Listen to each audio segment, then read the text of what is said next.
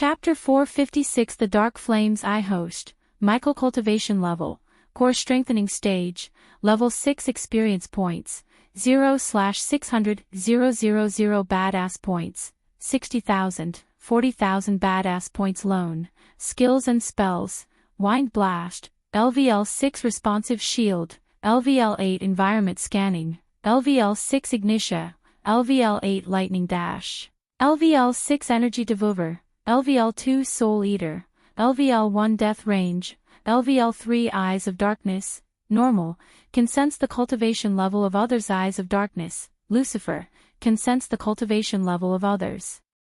Can see through illusions. Cloud of Darkness, Lucifer, weak-willed enemies will lose their courage completely and surrender. Death Range will be 50% more powerful, and if activated in darkness, the host's cultivation level will be boosted 4 levels up regardless of the stage barrier. Wordless Spellcaster, Lucifer, in full Lucifer form, the host just has to think of the spell to cast it.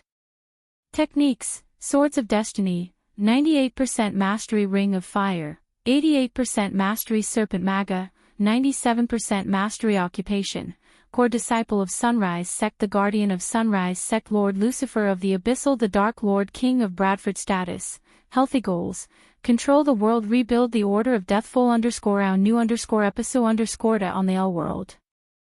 COM Platform.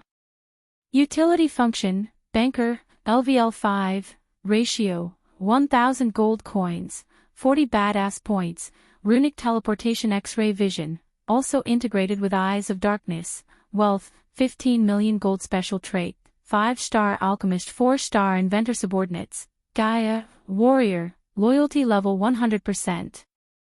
Raylene, 5-star Chef, Loyalty Level 99%. Arya, Assassin, Loyalty Level 68%. Heinberg, Warrior, Loyalty Level 45%. Maxine, Warrior, Loyalty Level 98%. Tiberius, Warrior, Loyalty Level 55%. Sadie, Loyalty Level 40%. Ricky, Loyalty Level 98%. The Silent Reaper Crew, Pirates, Loyalty Level 90%, Base of Operation, Sunrise Sect, the Abyssal, the Crypt Kingdom of Bradford. Familiars, Nightmare, Forest Dragon, Vidora, 3-headed Hydra, Elemental Manipulation, Wind, 10% Mastery, Fire, 10% Mastery, Lightning 15% Mastery, Darkness 20%. The moment he woke up, he was taken into the system interface and presented with the status window where he noticed a couple of changes. He leveled up by 2 levels. Previously he was a Core Strengthening Stage Level 4 Cultivator, but at the moment, the status window showed Level 6. Reading through the status, he saw an entirely new row. Elemental Manipulation. As the name suggested, elemental manipulation was the power to control the elements themselves. In this world, only a few could control elements, including Michael. It was a power that belonged to the most powerful ancient gods. Their existence was hidden from the rest of the world by Skyhall, as the existence of new gods would cause chaos among the religious institutes and alter everything the people believed. So system, what's your explanation for what just happened? The most up-to-date NOV_Ls are published _here Lworld. The system level is dash. Thought so. Michael interrupted the system before it could finish its annoying answer. Victoria, you bitch. He suddenly remembered the massacre of the sanctuary. Since the soul piece was merged into one, Michael didn't feel like Aubrey's was another person. In addition to the changes in the status window, Michael also sensed changes in his mentality. For instance, he craved to control the world more than he felt before. This world lacked God's intervention and Michael wanted to fix that. Gaia was still embracing him with all her might, with Nightmare stuck between them. His vest started to feel wet by the tears gushing out of Gaia's eyes. Why are you wasting those precious tears? They should come from our enemy's eyes before dying. Michael lifted her head gently, he cupped her face, wiping the tears with his fingers. Smile. He smiled at her. You scared me, bastard. Sorry for the inconvenience caused by my broken pieces of the soul, he said sarcastically. Ghosty, are you fine now? Nightmare looked up at him. Michael never thought a dragon's face could show such a clear-cut expression. Seeing the dragon worry about him warmed his heart. "I'm whole again," just like Elidor said. He looked at the half-elf standing obediently a few meters away from them. Michael let go of Gaia and Nightmare to thank Elidor. "You served me well, Elidor. I will grant you a wish for what you did. Ask," as he said to Elidor. Michael exerted his power over the surroundings to make everything darker. The storm clouds blanketed the sun according to his will. "I wish to serve you as your subordinate and accompany you in your journey to make this world better, my lord." Elidor knelt on his one knee, lowering his head. "Darkness is not evil, it's portrayed as evil. Remember, Elidor, darkness does not always equate to evil, just as light does not always bring good," said Michael. "I bring darkness so everyone can see the real light. Anything better than the current world will be a paradise, and I will transform this world into a paradise opposite to Sky Hall's and Guardian Guild's vision." Michael saw the concern in Elidor's eyes. It was obvious to Michael. He wasn't willing to serve him because of loyalty, but to try to deviate Michael from transforming the world into a realm of darkness which was seen by Qin in the future. "Does the host wish to accept Elidor as a subordinate?" Yes, Michael accepted Elidor as his subordinate to see his 42% loyalty. He didn't mind the low loyalty level, as he knew better than to expect 100% loyalty from an ancient elf who he knew only for a couple of days. "Rise," Michael gestured at Elidor as he stood up. "We should get out of here." Gaia wanted to ask more about how he merged the soul pieces, but before that, she wanted to leave this pocket dimension. Otherwise, someone might notice him missing and start investigating. "I'm not done yet," calmly said Michael. "Huh? Give me the teleportation scroll. I want the primordial flame. The latest _AP_SODIs are on _the all world. COM website." Since Michael merged his soul with the third piece, the battle between Rowena and the fire giant that was controlled by him replayed in his mind. He was stunned by the power of the primordial flame. Coincidence or not, he was presented with a rare opportunity to acquire a primordial flame to himself through Professor Lane. Gaia saw the resolve in his eyes and realized there was no use in arguing with him. Therefore, she took out the parchment from her space ring with a flick of her wrist. Michael didn't open the scroll but threw it at Elidor. "You're coming with us," said Michael. It took Elidor a couple of minutes to make changes to the scroll to teleport 4 instead of 2. Surprisingly, the location of the destination was relatively closer to the gateway to this pocket dimension. "Here you go, my lord." Elidor now started to address Michael as my lord instead of Lucifer as he used to. Although Elidor sensed an aura of a god when he first met him, it had never been as strong as the aura he released after the ritual.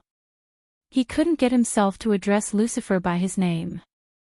Michael passed the scroll to Gaia as she sent a sliver of arch energy into the scroll. The scroll began to glow brighter and brighter, and in a blink of an eye, a golden light enveloped them. After being teleported away from the pocket dimension, they noticed that they were back in the Black Forest. Before the 4 of them was a minor fallen tree in an overcast morass marked the entrance to the dungeon. Beyond the fallen tree lies a modest, clammy room. It's covered in dead vermin, ash, and moss. Elidor conjured a bright orb of light to light the path before them. The bright light revealed the rusted weapons racks and open crates, wasted and ravaged by time itself. As they went further through the dungeon, the pathway split into 2 paths. Michael retrieved 2 drones from the system storage and sent one to explore each path. The path on his right had countless traps installed. But the drone activated none of them because the traps were not designed to sense arch energy. Whoever built the dungeon placed a void array and never expected one to use arch energy inside the dungeon. Several minutes later, the drone reached the end of the path where there was nothing but a dead end. Left, Michael entered the path on his left. Its twisted trail leads past long-lost rooms and tombs. Everything was cleaned up and there was nothing valuable that attracted Michael's attention. Since the drone was exploring ahead of them and sending live feed, Michael knew the path and traps in place. They avoided the usual pressure traps and tripwires by floating above the ground. As they traveled further and further, they began to notice countless broken skeletons on the ground. Moreover, there were bloodstains on the walls and the ceiling above them. Is it me or do they look fresh? Gaia pointed at the bloodstains on the wall. The smell is also fresh. Nightmare took a whiff of the air and said. They cautiously proceeded onwards, deeper into the dungeon's expanse. Despite the various passages opened up to them, Michael led them through the correct one thanks to the drones. The various passages all looked so similar as this whole place was a maze. They eventually made it to what is likely the end. Only a ground filled with skeletons, broken limbs, and dead bodies could be seen between them and a single room at the end of the hall. Eladir sensed countless runes all around, somehow untouched by time and the elements. Gaia on the other hand waved her hand as the remains of skeleton soldiers floated towards them from the ground. She inspected the deep cuts on their bones as well as the scorched marks that almost burned the bones to ashes. The primordial flame, her inspection was abruptly interrupted by the words that came out of Michael's mouth. The drone he sent to explore the room at the end of the hall was destroyed the moment it entered the room, but not before sending him a millisecond feed of the room where he saw something magnificent, pitch-black flames. The flames, their beauty was beyond any words. They danced in the air as though they were waiting for someone to be partnered with. It was weird of him to feel like the flames were calling for him. Someone's been here recently, someone powerful. Eladir frowned after seeing the countless limbs of mountain trolls lying around. Defeating one mountain troll without using arch energy was extremely difficult if not impossible. But whoever ventured into the dungeon before they slaughtered so many. The only explanation Eladir could come up with was either they used arch energy or something much more powerful, because there was no way one could survive this dungeon without cultivation power. Maybe the Holy Maiden? Asked Gaia. Whoever it is, we will meet them soon, Michael said before slowly floating towards the room to claim the primordial flame to himself. The source of this _chapter, L-World. Com. Chapter 457. The Dark Flames. The closer they got to the room, Gaia felt an immense amount of pressure crushing them. It was as though an invisible mountain landed on their shoulder. Nightmare gasped for air in Gaia's hands. Stay here. Noticing the hard time they were having, Michael decided not to take them with him into the chamber. I'm not gonna argue. Gaia agreed with him, and so did Eladir with a nod. When Michael entered the chamber, he saw the black flames dancing above a pillar made of marble. Like the flames had sensed him, they leaned in his direction. Michael slowly reached out for the flames as they advanced toward him. Warning! Warning! Warning! Warning! Extreme level of radiation detected. The system went crazy in his head. He ignored all the red warning poppings that were blocking his sight. As he was getting closer to the black flames, the warnings and the shoutings of the system vanished. Does the host wish to absorb the dark flames? The system asked when he was just a few inches away from the flames. Yes, Michael touched the flames, and the moment the flame and his fingers met, a wave of energy surged over him, wave after wave. The flames seeped through his hand into his very being. He felt like he was being struck by thousands of lightning bolts simultaneously. But instead of pain, it was a feeling of comfort. Absorbing the dark flame, activating the energy devourer, experience points converted 50,000, experience points converted 100,000. You can find the rest of this content on the L-World. Com platform. Experience points converted 70,000. The energy devourer continued to transform the excess energy into experience points. Michael thought it would stop in a few minutes, but on the contrary, it lasted until he began to level up rapidly. Congratulations to the host for leveling up. The current level is Core for Strengthening Stage Level 7. Congratulations to the host for leveling up. The current level is Core for Strengthening Stage Level 8. Congratulations to the host for leveling up. The current level is Core for Strengthening Stage Level 9. His excitement was going through the roof. He bottled his excitement when he reached Core Strengthening Stage Level 9, as he thought his leveling up would stop there. Congratulations to the host for reaching the next stage, the Soul Refining Stage. Oh my God, he's breaking through. Gaia sensed the violent energy fluctuations in the surroundings. The celestial energy descended from the realm of angels, creating ripples in the night sky. The last time Michael witnessed the celestial energy descending was when he traveled to the Rainbow Island, where Layla's disciples prevented Christopher from reaching the soul refining stage. The system regulated the celestial energy through Energy Devourer. Hence, the jumping from the core strengthening stage to the soul refining stage was so much smoother than the rest of the cultivators in the world. His skin turned darker and darker to the point he looked downright black except for his crimson red eyes. But soon, the red fire in his eyes was too invaded by the dark flames and transformed from red to black. Congratulations to the host for leveling up. The current level is Soul Refining Stage Level 1. Congratulations to the host for leveling up. The current level is Soul Refining Stage Level 2. The leveling up spree finally stopped at Soul Refining Stage Level 2. The dark flames now completely merged themselves with Michael's soul, strengthening every fiber in his body.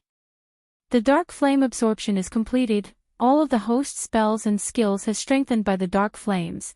The host is now immune to all the attacks under the soul refining stage except attacks powered by another primordial flame. The host's mastery over the darkness element is increased by 5%. New_chap_ters or pub_lished on L-World. The host's mastery over the fire element is increased by 5%. Potions and pills made using dark flames will have 94% purity. The spell Responsive Shield has merged with dark flames and transformed into Dark Shield. The spell Ignitia has merged with dark flames and transformed into Dark Ignitia. The spell Wind Blast has merged with dark flames and transformed into Dark Blast. The spell Ring of Fire has merged with dark flames and transformed into Ring of Dark Fire. All these spells were powered up by the dark flames and became much more powerful. All these changes transformed him from a mortal cultivator to a god-like existence. Anyone under the soul refining stage would have no chance of defeating him even if they used legendary spells. He could kill them with a single spell in his normal form, and if he was in his full Lucifer form, it would only take him a punch to destroy his foes.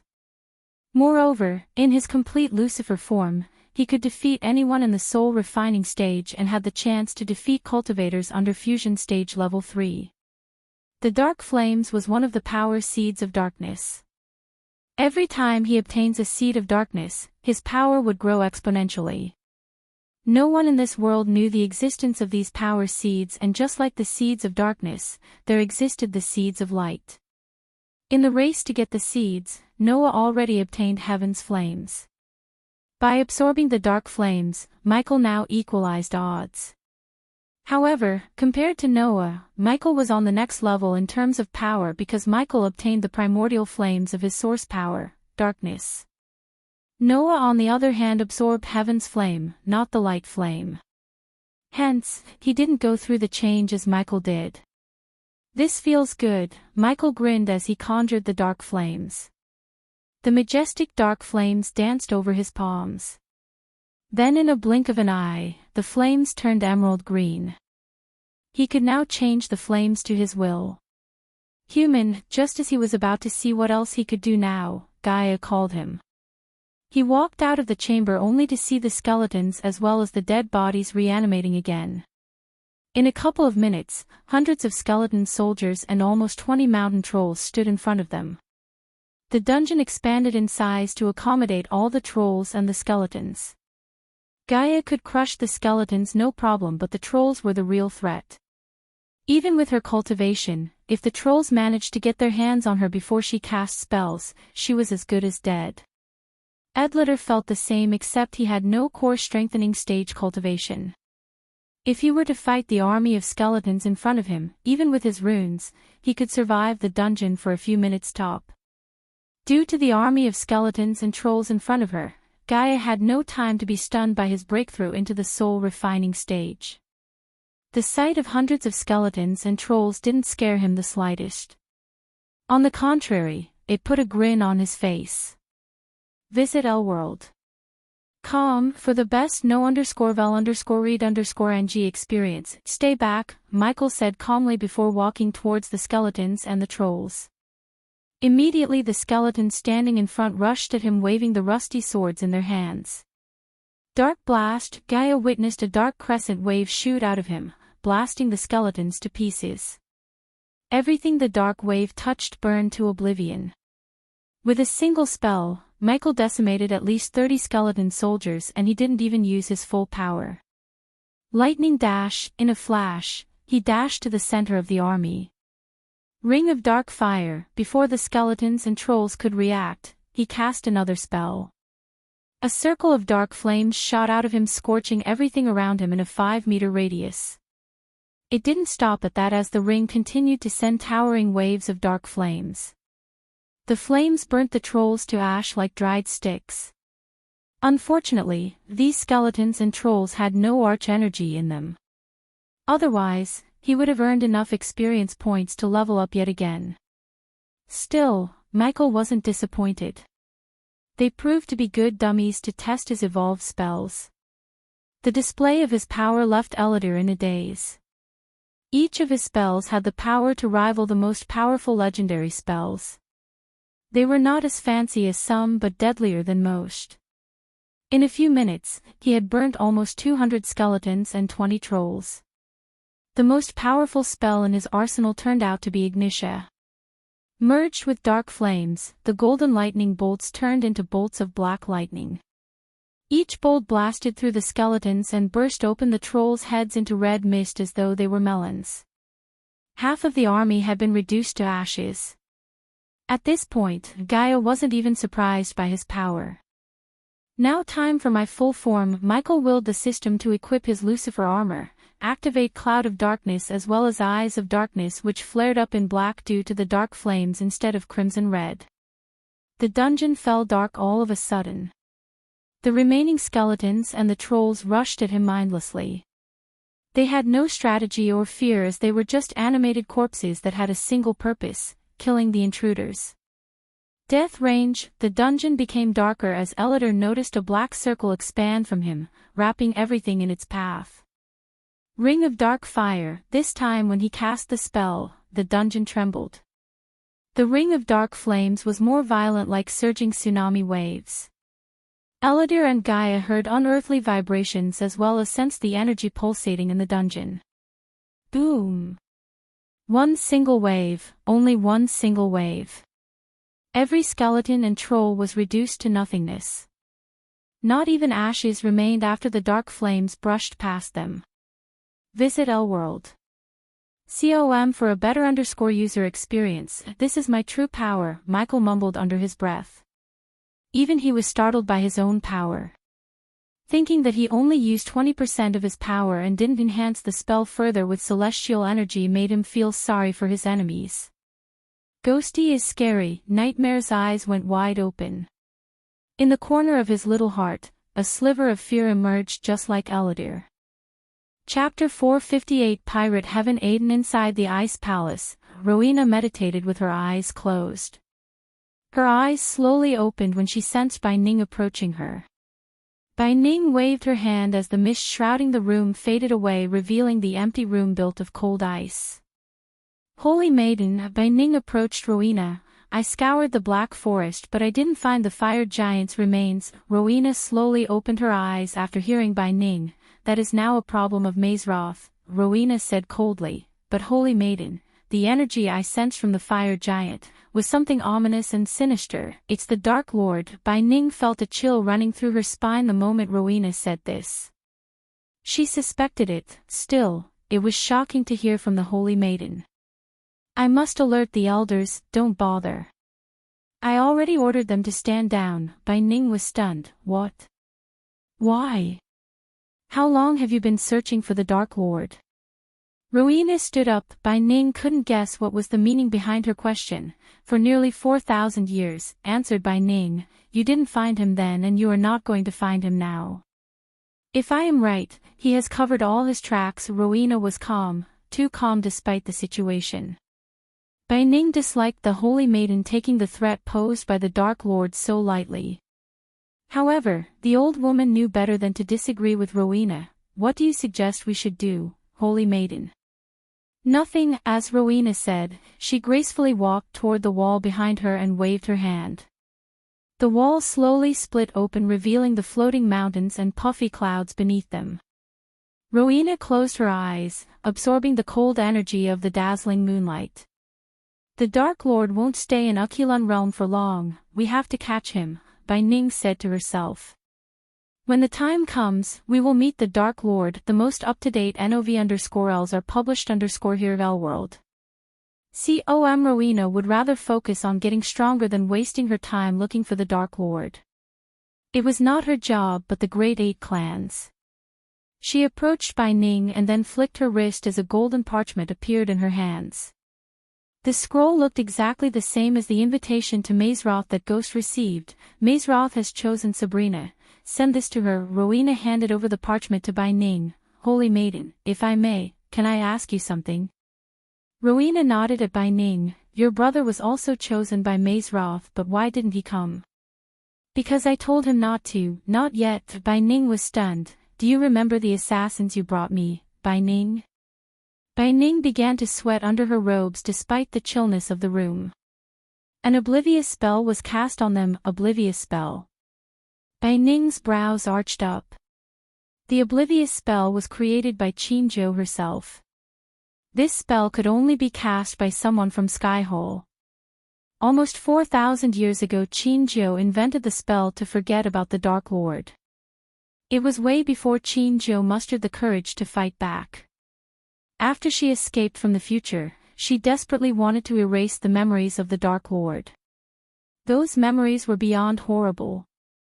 With her three best friends' help, she created Oblivious, which could erase someone's memories in part or as a whole.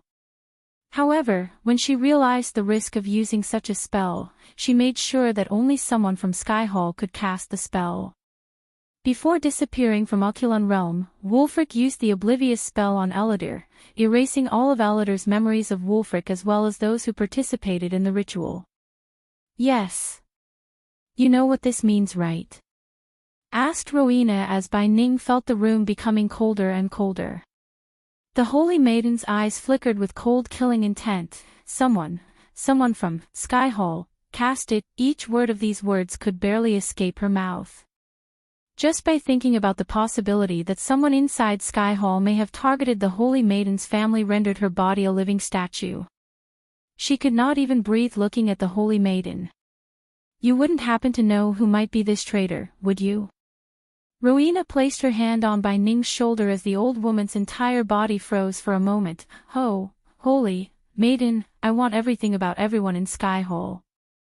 You have a week. When Rowena took her arm off of Bai Ning's shoulder, the ice layer covering the old woman's body vanished into thin air. Yes, Holy Maiden, Bai Ning shuddered. The old woman bowed deeply in fear, and when she was about to turn back and leave, Rowena called her again. New novel _chap_ters are published here, Elworld. Bai Ning, Holy Maiden, not a single word about this to anyone. Rowena's words were colder than usual. They made the old woman shiver. I swear on my life, Holy Maiden. I won't speak of this to anyone. After Bai Ning left the room, Rowena waved her hand as the wall sealed close. Whoever you are, you dug your own grave. Rowena's killing intent rose through the roof. More than anything in this world, Rowena loved her family the most. The elders of Skyhall advised her to cut the ties with her family as a Holy Maiden should, but Rowena outright refused it. She would destroy anyone who dared to threaten the safety of her family, even if that someone belonged to the Skyhall. For Rowena, her family mattered more than the Skyhall or the elders. Cast on the eastern side of a southern continent, the town of Aden was home to pirates led by one of the three pirate lords, Gibby's Black Main Jet. This town wasn't built by an island by accident, as it had spiritual significance, which was of great importance to the pirates of Aden and its success despite the myth that pirates didn't give any importance to spiritual well-being. The town itself looked hideous and striking at the same time. With its willow wood rooftops, redwood walls, and white, sandy beaches. The main attraction was the lighthouse, which was built 21 years ago and designed by the elves. The pirate population in Aden grew to over 2,000 residents, quickly outnumbering the 100 or so original law-abiding citizens. This once port city belonged to the Royal Navy of Ar had quickly grown lawless and became an exciting mecca for criminals, escapees, former slaves, and mercenaries. In simple words, Aden was the safe haven for all the pirates in the southern continent where they lived as freemen doing whatever they wanted to plunder whoever they wanted. The sea was calm under the morning sun. Everything was going on as usual in Aden. Some pirates were sunbathing after drinking a little too much rum, and some pirates were making their way to the nearby tavern to drink rum after vomiting because they had drunk too much rum. No matter where one turned, they could see the pirates drinking, pissing, and having sex wherever they want as though they had no idea of privacy or shame. The place was completely lawless, but for the pirates, this place was their republic where the freemen reigned. Among the drunk pirates, only one remained steady. This pirate was barely 4 feet tall and one would hardly recognize him as a pirate instead of as a kid. Finally they are here. This little pirate was none other than Shorty. He was sent to Aden as a scout with a few others who were lying God knows were fully drunk. Hey look, a war frigate approaching, what the hell? What flag are they flying? Some of the pirates who were not so drunk saw the 5 ships approaching their island and began to wake the others. Old Bertha was gracefully sailing in front like a formidable leader. The name Old Bertha hardly suited her as now she was fitted with brand new cannons, reinforced black hull, black sails, brand new rudder as well as 2 mortars, one between each neighboring pair of masts for long-range battle. Behind her were 4 brigades and they were all sailing in a rhombus formation. Try the L world. COM platform _ for the most advanced _ reading experience. Ding. Ding. Ding. Shorty heard the bell sounds ring across the island, alerting the rest of the pirates and mainly, the pirate captains. It's Pirate Lord Corey, they are flying Pirate Lord Corey's flags. The experienced pirates quickly recognized the lips and lightning bolt symbol on the black flag. The moment they saw the flags, they knew the ships belonged to Pirate Lord Corey and did not dare to fire the mortars. The residents of Aden quickly arrived at the port to see the 5 ships anchoring. Their eyes were glued to the mean-looking Old Bertha. They had never seen a ship completely painted in black as pirates considered painting the ships a waste of gold coins. Shorty couldn't wait to join back on Old Bertha. He was getting sick of living in Aden. All one could do on this island was get drunk, and since Shorty quit drinking so he could become a cultivator, he had nothing else to do except watch others get drunk and hump. Nonetheless, he still couldn't join his crew, not yet. Standing under a coconut tree with a few other pirates, Shorty saw Gibson walking out of Bertha first, followed by Tiberius. Shorty was surprised to see Tiberius with Gibson instead of Maxine. That's her, Pirate Lord Corey, really? She is scary as fuck. Who is that crippled old man and the guy behind her? Shoo, she might hear you, keep your mouths shut, don't you know she can kill you with a single look? She is a witch, the pirates began to murmur. Most of them were shocked to see Corey because she was seldom seen outside of her island. Even Blackmane made more appearances to the pirates than her. Hence, when she came to Aden, the pirates were astonished. Moreover, she arrived with only 4 ships rather than with a small fleet. The pirates followed Corey and the men at a safe distance. Most were curious to see the purpose of Corey's visit while some just blindly followed the others. Shorty followed the men to the west side of the island where Pirate Lord Blackmane resided with a couple of his pirate captains. At the moment, Pirate Lord Blackmane went somewhere else taking a small fleet with him, and the one who was staying in Blackmane's castle was another Pirate Lord Vance. The castle was not as majestic as the castles on other continents. It was rather a rundown castle with 5 slim, square towers scattered in a seemingly random pattern. They had been built for an ideal defense and were connected by fortified, heavy walls made of basalt. Their many holes and remnants of siege battle could be seen in the walls. Wide windows were scattered generously around the walls in seemingly perfect symmetry, along with same-sized holes for archers and artillery. Several minutes later, they finally reached the castle gates and were greeted by a red-haired lady with 2 rapiers hanging on either side of her slender waist and a bold man in tattered golden robes at the gates. Full_our current_novel on L World. Pirate Lord Corey, what a pleasant surprise, the red-haired lady spoke in a seductive tone. Pirate Lord Vance is eagerly waiting for you inside. The man on the other hand spoke in a rather cold tone, but Corey ignored both of their greetings and strode into the castle to spread the name of their new lord. Chapter 459 Become Lord Lucifer's Pirate Lord. After they entered the castle grounds, Gibson noticed barrels of rum, hey dummies, and cannons being repaired by pirates. Unlike outside the castle gates, the pirates inside were doing some kind of chores instead of being drunk and lying on the sandy ground. There were at least 50 archers atop the castle walls, all glancing at them. If they were to make a single wrong move, hundreds of arrows would riddle their bodies in a blink of an eye. Even if the archers had bad aim, they had the advantage of height. In addition to the archers, several groups of pirates sat in groups around campfires. These groups were the pirate version of patrolling soldiers. While Gibson was counting the pirates, Tiberius looked at the holes and remnants of cannon blasts in the castle walls. He could guess how many siege battles these castle walls must have gone through before submitting to the pirates. In Tiberius' mind, the pirates were wasting the island's potential by just treating it as their one super big tavern. There was no law, order, or even basic hygiene. He remembered Lucifer saying if these pirates were left ungoverned, they would not only be a threat to others but also to themselves. He could now agree with Lucifer's statement. He wondered why the Royal Navy of AR didn't bombard this island and deal with the pirate threat. Why didn't we see any of Blackman's fleet on the sea? Asked Tiberius. The pirates were not fond of a strict hierarchy and calling others my lords. They considered themselves freemen, so even the pirate lord could be called by his name without any titles. Pirates hated these noble titles. Most of them hardcore pirates like Blackmane believed respect is earned through power and riches, not by titles. The only titles they allowed were captain and pirate lord. But the title captain gave no immunity to the captain as the title king would. If the crew became unhappy with their captain, they would throw the captain off the board or hang him or her in a heartbeat.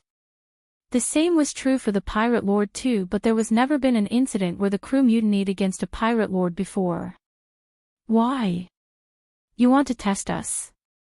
The bold guy in golden robes snickered. Don't mind my friend here, he's being a bitch because his ship is under repair and couldn't go plunder as he wants. The female pirate chuckled to calm both of these men before either of them started a fight. We don't usually anchor our fleet in Aden, friend. As they say, don't put all your eggs into one basket. Tiberius agreed with the pirate woman as they walked past several pirates rolling barrels after barrels into a cabin. Just the smell permeating from those barrels was enough to make their taste buds savor the sweetness of the rum within. So Vance is still plundering only the ships that carry rum? Pirate Lord Corey asked the red-haired pirate. Of course. Isn't that genius, Pirate Lord Corey? We hit ships with gold, sugar, gems, and all that will turn into gold coins and go straight to buy rum. Why go through all that trouble when you can directly take what you really want? The latest _AP_SODIES are on _the L World. Com website. It shouldn't make sense, but it does. Corey chuckled at first. Tiberius thought it stupid to plunder only the ships that carry rum shipments, but after meeting the pirates, it sounded way less stupid to him. If anything, this was a stroke of genius because most Navy ships carried gold, gems, ores, sugar, and weapon shipments. Plundering those ships was not only risky but would also make them a threat to a kingdom or worse, a threat to the R Empire. Rum, however, carried by merchant ships, and plundering merchant ships was like taking candy from a baby compared to plundering a Navy ship. Besides, like the red-haired pirate said, even if the pirates plundered tons of gold, their earnings would eventually be used to buy rum and whores. By directly plundering rum and the valuables from the merchant ships, they could easily get both without any hassle. Eventually, after passing several more rum warehouses, they climbed a set of gray stone stairs to step onto the throne hall, which had been turned into a lavish tavern. Several long oak tables were placed from the bar counter to the end of the hall. As expected, the primary clientele of the tavern was pirates, and the maids were ladies who generously revealed their deep cleavage to their customers. Of course, some outright seemed uncomfortable putting up with all the butt-slapping and hand-grabbing. Tiberius' nose twitched due to the stench of piss, vomit, and rum. Despite the stench, the tavern itself was packed and lively thanks to the singing and dancing. I have to give it to them, they are one happy bunch, Tiberius thought in his mind. Building a country for the freedom fighters and managing it was harder than he had imagined. Some days, he would prefer to fight in the arena than to go through the necessities they want and the gold coins they have. The task of being a ruler was stressing him, and Maxine suggested he take a rest and spend his time in Old Bertha. Live a pirate life, that what she said to him. Living with them helped him more than he liked to admit.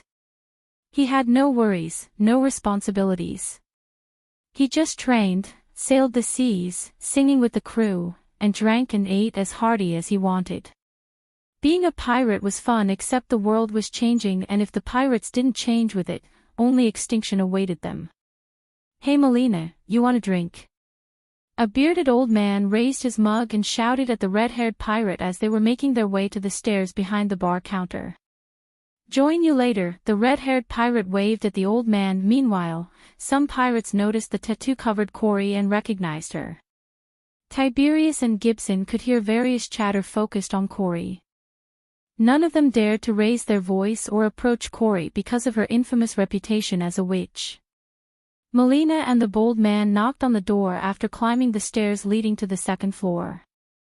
This _content is taken from Elworld.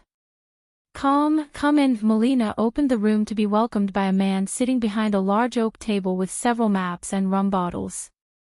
He had a pair of dark brown eyes, a tanned complexion, straight black hair hanging over his broad shoulders, and a stubble beard. Currently, he was sitting on a chair and drinking with his feet atop the table. A long greatcoat was hanging on the stand near the table, and he was in a dark shirt revealing his chiseled chest and matching gray leather trousers. He also wore a stud earring on both ears as well as a scar that ran across his left cheek. What a fucking surprise. Pirate Lord Corey, here in Aden, outside of her witch island, just like his look, his thick voice too had a flair of cruelty to it. Go entertain yourselves. Gibson dismissed the crew by sending them to the tavern below with a pouch of gold coins. After the crew left the room, the bold man closed the door as Corey took the chair in front of the table while Tiberius and Gibson sat on the chairs behind Corey. They let Pirate Lord Corey lead the negotiation as they planned. What can I say? Times are changing, Vance, Corey calmly said. I assume your sudden visit to Aden is not to enjoy our hospitality. Not entirely true. I heard you can't find a finer rum anywhere else. Whores too. Vance grabbed Melina's hands before pulling her closer to him. She sat on the chair's arm, seductively laughing. I heard things too, Corey.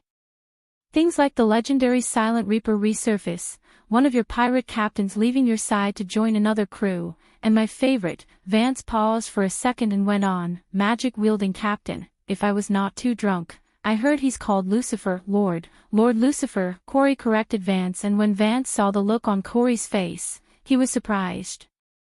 Initially, he didn't believe such a rumor that someone was using magic inside the Void Line. To this day, he couldn't believe Corey was able to use magic. Imagine his surprise when his crew told him that the captain of the black ship could cast spells and use magic. Did I hear you right? Melina, did she say Lord? Because I heard she say Lord, Vance asked Melina. Yes she did, full_our current_ novel on Elworld.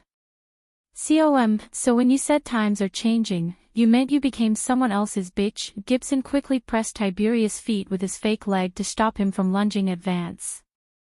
Like it or not, they were in a pirate fortress without Lord Lucifer or the Dark Queen.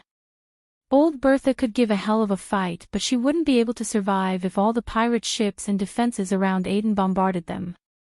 Being a bitch is better than being dead, Vance. You have to be alive to enjoy the pirate life. Corey smiled, but behind that smile, one could see the hidden menacing look. If I don't know any better, I would consider that as a threat. Vance's voice became colder. What I'm here to offer you is an opportunity of a lifetime, Vance. Corey leaned forward, getting richer and stronger without making an enemy out of the kingdoms and our. How does this sound, Vance? Let's just assume I'm interested in such an opportunity. What's the catch gonna be? Vance did not seem to be interested at all. Instead of looking at Corey while he was speaking, he was playing with Melina.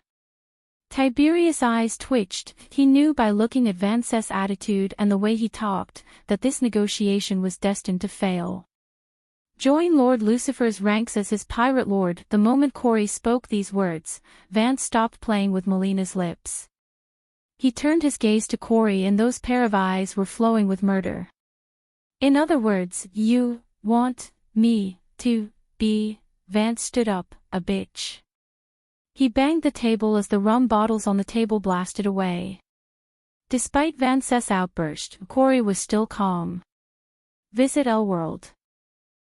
com for a better reading experience. What if I say Lord Lucifer can grant us immortality? Melina and the bold man who listened to Corey were startled. Vance wasn't interested in riches and power like many others in this world.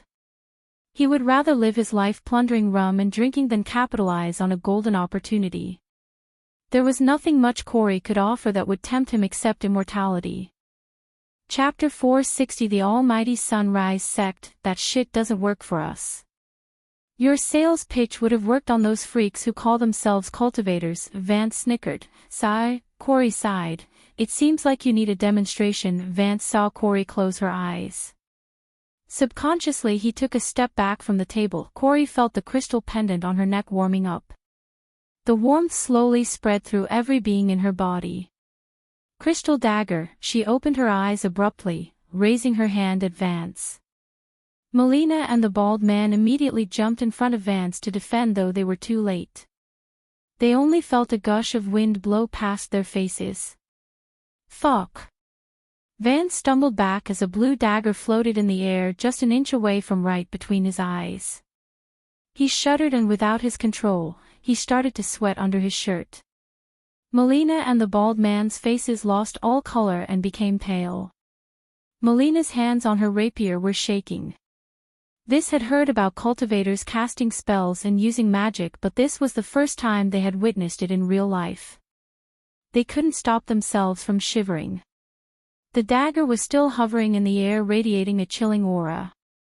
Ark fuck, Vance growled when he tried to grab the dagger.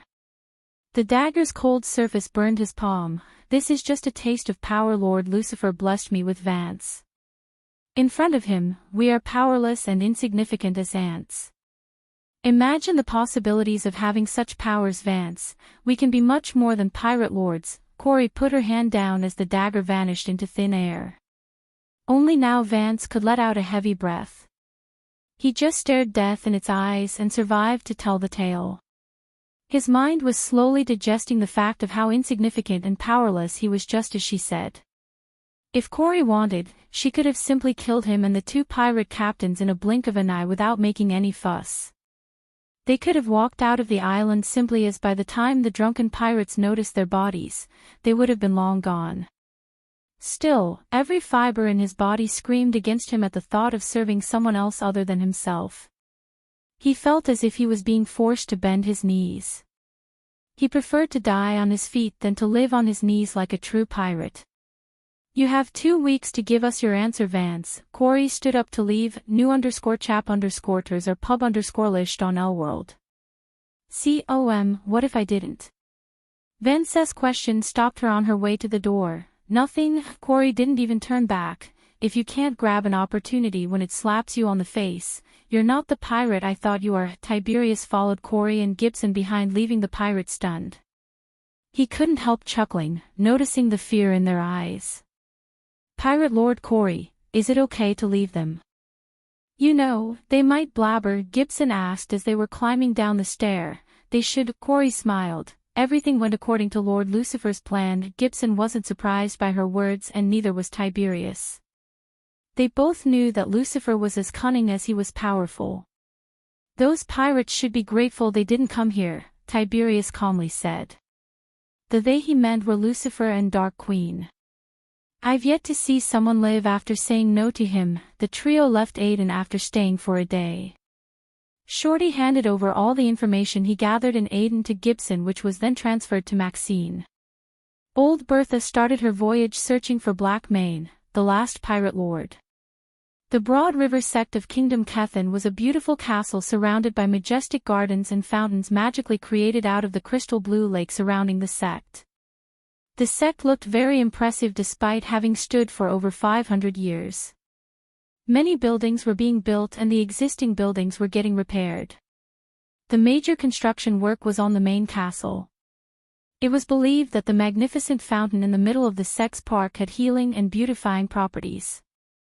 The most up-to-date NOV_Ls are published here of Elworld. This sect had an average reputation under the previous sect leader Matthias. However, the new sect leader Ella raised the reputation of the sect to one of the best in Kethin after merging the Broad River sect with the famous Sunrise sect of Rivertown. Many nobles in Kethin and the fellow sects tried to destroy the Broad River sect by fanning the flames between Ella and Matthias during the inner conflict. However, the civil war soon came to an end when the majority of the students and elders sided with Ella to merge with the Sunrise sect and Matthias was burnt to death by the bandits. The sect was still investigating Matthias' death to apprehend the bandits who killed him, except many believed it was Ella who killed Matthias with the help of Ghost, the rising star of Rivertown who now held the title of king on top of many. The name Sunrise sect was hanging on the gateway instead of their previous name Broad River sect. They engraved the golden words on black metal. At the moment, Ella was going through a stack of documents located on a long oak table in a spacious room with many windows and many portraits of the previous sect leaders. The portrait of Ella's family, a bearded man and a black-haired lady in a red dress, hung behind Ella. There were some delicate silver instruments puffing smoke and whirring on a table next to the big oak table. One could also see several book racks filled with ancient books and parchments. All of them were illuminated by the majestic chandelier right above the crimson-red rug. Any visitors could rest on the comfy black couches given to her by Claire as a gift. In addition to the couches, there was a wooden throne-like chair located just before the oak table for having official talks. Unlike before, Ella did not wear a dark cloak covering herself. Thanks to Ghost's potions and cream, her burnt skin recovered its natural glow. Her skin now glowed like jade, so she wore colorful clothes that expressed her joy rather than gloomy dark robes. Despite her 40-plus age, she looked as though she was still in her late teens. She had already started to receive many proposals only to get rejected by her one after another. She was rejecting not because she had no plans to get married but rather because she was waiting for the right man. Knock. Knock. Knock.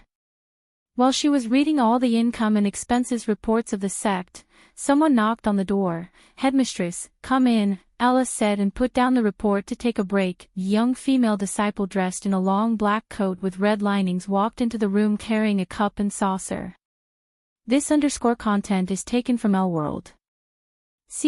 Headmistress, hey, raise your tea. The young girl brightly smiled at Ella and placed the tray on the table. "And Headmistress, sect leader Olivier has arrived and is on his way to meet you." Ella took a sip of tea and felt a surge of sweet aromatic energy exploding in every fiber in her body. The exhaustion of reading through the report evaporated along with the smoke coming out of the tea. She took a deep breath as the tasting buds in her tongue had a small party. "Headmistress," the young girl chuckled silently looking at Ella's expression. "Oh yeah, Olivier, good. It's time I had a little chat with him." "You can go now, Peggy." The young girl bowed, and when the girl reached the door, Ella stopped her. "Peggy, Hades is reopening today. Tell Master Ricky to book a table for 2".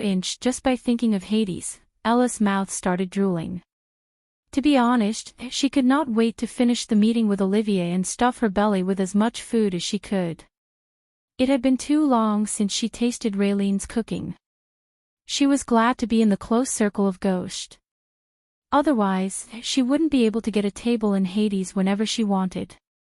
Even the princess of Royal Land and her friends had to book a table 2 weeks earlier. As you wish, headmistress. After the girl left the room, Ella continued to enjoy every sip of tea. She felt the 1,000 she spent on getting a flask of Raylene's tea was totally worth it. Each and every sip was sweet mind-boggling goodness that soothed her from within. Only she hated the feeling of the bottom of the cup. Headmistress is waiting for you, my lord. Ella heard the guards outside speaking to someone, and shortly after, she saw Olivier, a bald old man with a bushy white beard, strolling into the room.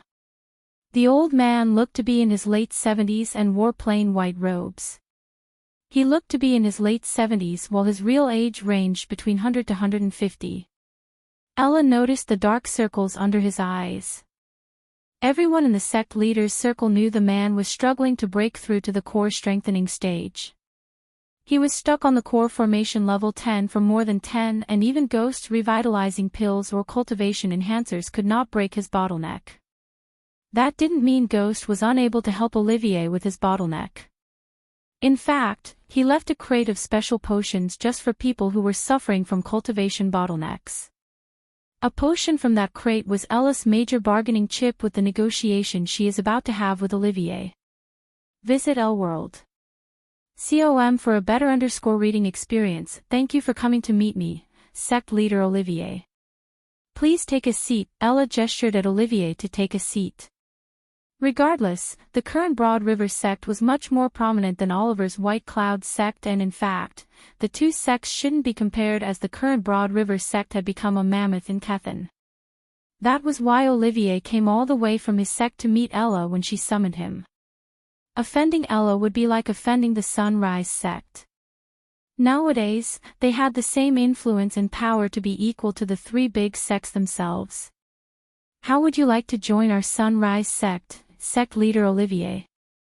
Chapter 461 Takeovers. Elon and Azair were yet to recover from the Hydra's outcry. Apart from a few devices invented by the Guardian Guild, there was no way to gauge someone's cultivation level, as they had been doing forever. Nonetheless, Ella needed no device to tell Olivier was still at the core formation stage. The dark circles under his eyes and the collarbones building out were enough. Come again, sect leader Ella, Olivier frowned. He could swear that he heard her asking him to join her sect. Drop the formalities, Olivier. Call me Ella. Ella giggled, waving her hand. Olivier was still staring at her without batting an eye as she continued, rumors claiming you're looking for a new successor to inherit your position as sect leader. Any truth to those rumors? Oliver carried the torch of sect leader of the White Cloud sect for nearly 60 years. Until 2 decades ago, the density of arch energy was extremely low in the world. Thus, the majority of the cultivators born before that time could not reach high stages of cultivation like the youngsters nowadays. So reaching the core formation stage 60 years ago was a pretty big deal. Olivier was considered a prodigy and inherited the sect leader position from his predecessor. The stress of being a sect leader had slowed down his cultivation speed.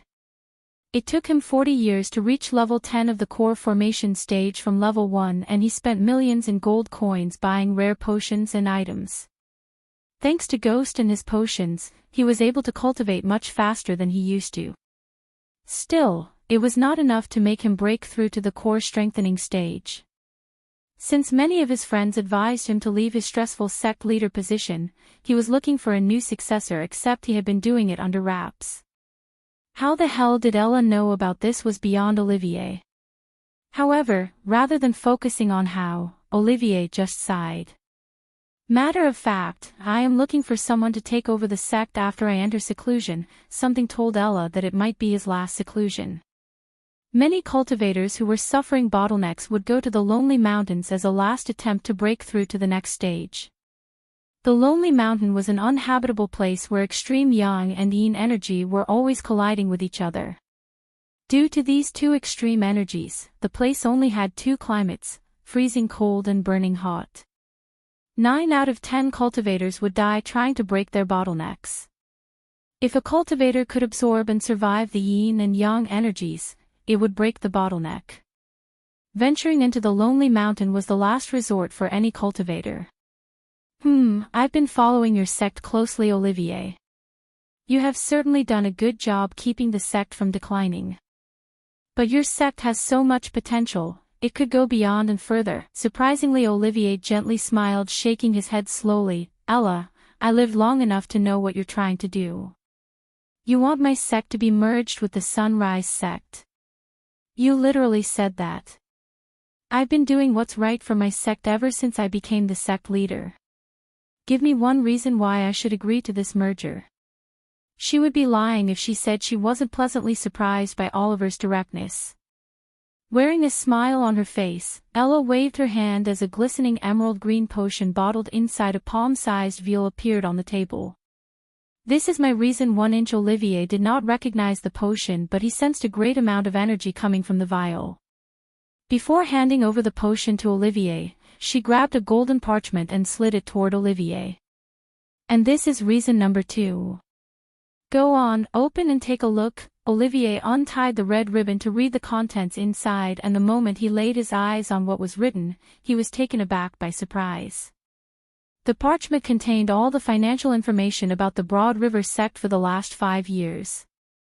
No sect leader would reveal this to another one, especially another sect leader. In addition to the financial side of things, the parchment also contained the cultivation status of a number of disciples and elders. You put your soul and body into your sect, Olivier. It's your baby, so it's no lie that major change such as a merger would greatly concern you. What you're holding in your hands is to reassure you that if you agree to this merger, it will be in the sect's best interest. Ella paused for a moment and continued, before we merged the Sunrise sect and became a part of them, it would be nothing but a miracle to see S disciple break through to the core formation stage before the age of 30. But now, once a month, we get a new core formation stage disciple. Each student now has their own cultivation space and they get free potions and pills, made by Ghost himself. Even the disciples of the 3 big sects don't have such an advantage. It was shocking, but Olivier agreed with Ella in his mind. He also did his research about her and the sect just as she did.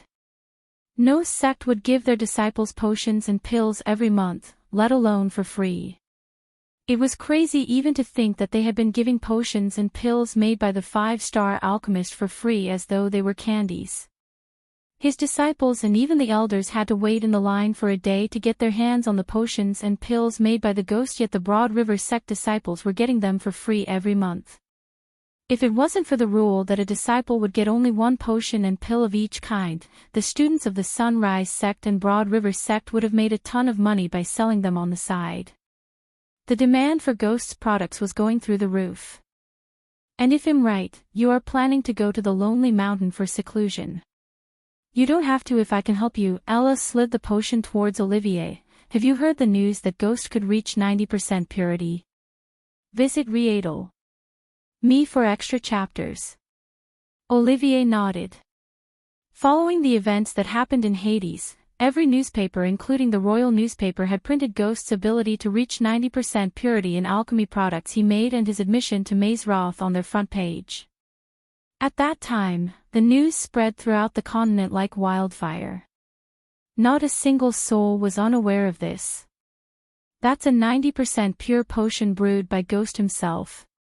And you can't get this particular potion anywhere, it's one of the special potions brewed by him, especially for cultivators such as you. Oliver's hands trembled while holding the potion in his hand. In 1 month, you will be able to break through to the core strengthening stage if you take this potion. You are welcome to take this potion with you and appraise it for yourself. No cultivator would blindly drink an unknown potion no matter how pure it was. What if it was poison instead of a miraculous potion? They would first appraise the potions using a trusted alchemist of their own before taking them. Although no alchemist who was qualified enough to appraise Michael's potions existed in Elon, one could find if it was poison or not, unless, of course, Michael didn't want them to find it. Despite Olivier knowing she was being so generous and trusting to complete the merger, he still appreciated her gestures. What if I said no to the merger? Do I have to give this back? Of course not. Ella waved her hand with a smile. Whether you accept it or not, this potion is yours, unless you don't want it. Oliver's hand clutched the potion tighter. His heart told him to let go, but his brain screamed at him to hold on to the potion. If what Ella said was true, it finally could bring his suffering to an end and make him reach the core strengthening stage. As I said, your sect is your child and every parent would want what's best for their child. Don't think that if you agree to the merger, you will be sacked. You will still be the head of your sect who makes all the major decisions. Only your title would change from sect leader to headmaster. Olivier took a deep breath. I've served my sect long enough, Ella. It's time for me to step down and a young one to take over the sect. Ella's eyes twitched after she heard him. She refused to believe after everything she offered to convince him the old coot wasn't agreeing to the merger.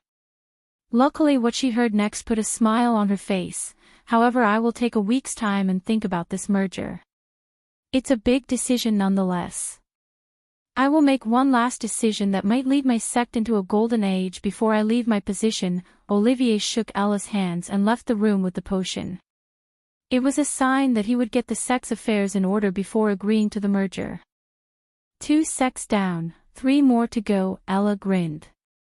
The Sunrise sect took over not 1 but 3 sects in total, and with Oliver's sect, the number would be 4. Ella was leading the takeovers in front. She was a ruthless negotiator and a leader. That was why Michael chose her to take over the sect instead of Claire. Not to be mistaken, Claire was a great leader, but she was not as ruthless as Ella. For instance, if Olivier chose not to accept the merger, Claire would have accepted his choice. On the other hand, Ella would have incited a civil war inside his sect first, and then, she would have killed him and replaced him with someone who would do her bidding. Just as Lucifer's influence was expanding throughout the southern continent, Ghost's power slowly grew in Elon through the Sunrise sect. The 3 big sects had already noticed the power scale changing in the continent, and sooner or later, one of them would make a move to stop the Sunrise sect from swallowing the small sects and become one major power that could rival them in every aspect. Chapter 462 Holy Matrimony. Michael and Gaia were standing in Professor Lane's office. The office was a gloomy and dimly lit room located adjacent to the alchemy classroom. The shadowy walls were lined with shelves of large glass jars filled with slimy, revolting things, such as bits of animals and plants, floating in potions and pills of varying colors. Michael noticed there were more jars in the office than in the classroom. The office had a fireplace. In a corner, there was a cupboard containing Lane's private stock of alchemy ingredients. Professor Lane was examining the tiny dot of dark flames hovering above Michael's pinky finger. This is not the Hell's Flame. Is this even a primordial flame? Professor Lane's waspish voice sounded shocked. What do you mean? We risked our fucking lives in that dungeon. Gaia stomped the wooden floor beneath her feet. Ignoring Gaia's temper tantrum, Professor Lane brought a 6-foot mirror to Michael, touched the mirror with the flames. Professor Lane covered himself with his dark robes while Gaia took several steps back from Michael. The already gloomy room grew darker as he conjured a ball of dark flames over his right hand. Despite the arrays placed in the office, Lane could feel his soul aching. It was as though the heat coming from the flames burning his soul itself. Michael covered his palm with the dark flames and touched the mirror. Boom! The mirror suddenly exploded into a million pieces and the shards evaporated into nothingness before they could even hit the ground. Is this supposed to happen? Michael asked as the system began to offer him thousands of badass points. For a moment, Michael noticed Lane's eyes open wide. No, it's not. This flame is much more powerful than any other primordial flames, Lane said in a gravely serious voice. Michael already knew this, yet he pretended to be surprised. Quickly, Professor Lane made his way to the rack where he lined up all his personal collection of pills and potions. He rummaged through the collection to pull out an emerald green box. This pill will disguise the flame as the Hell Flame. Take it. Lane handed over the small box to Michael. Michael was curious to see what was inside, though he could sense powerful radiation coming from within. He then slowly opened the box and saw a purple pill resting on a red cloth like a wedding ring. Because Michael absorbed a primordial flame, he could sense another primordial flame, and he sensed the energy of a primordial flame within the pill. However, it seemed as if Professor Lane used a sliver of primordial energy as an ingredient to concoct this pill. Before taking the pill, however, Michael looked at Professor Lane with a gentle smile on his face. "Why help me, Professor? No offense, but you don't seem like the friendly helping professor type. You might only be someone worthy of my teachings," Professor Lane simply said.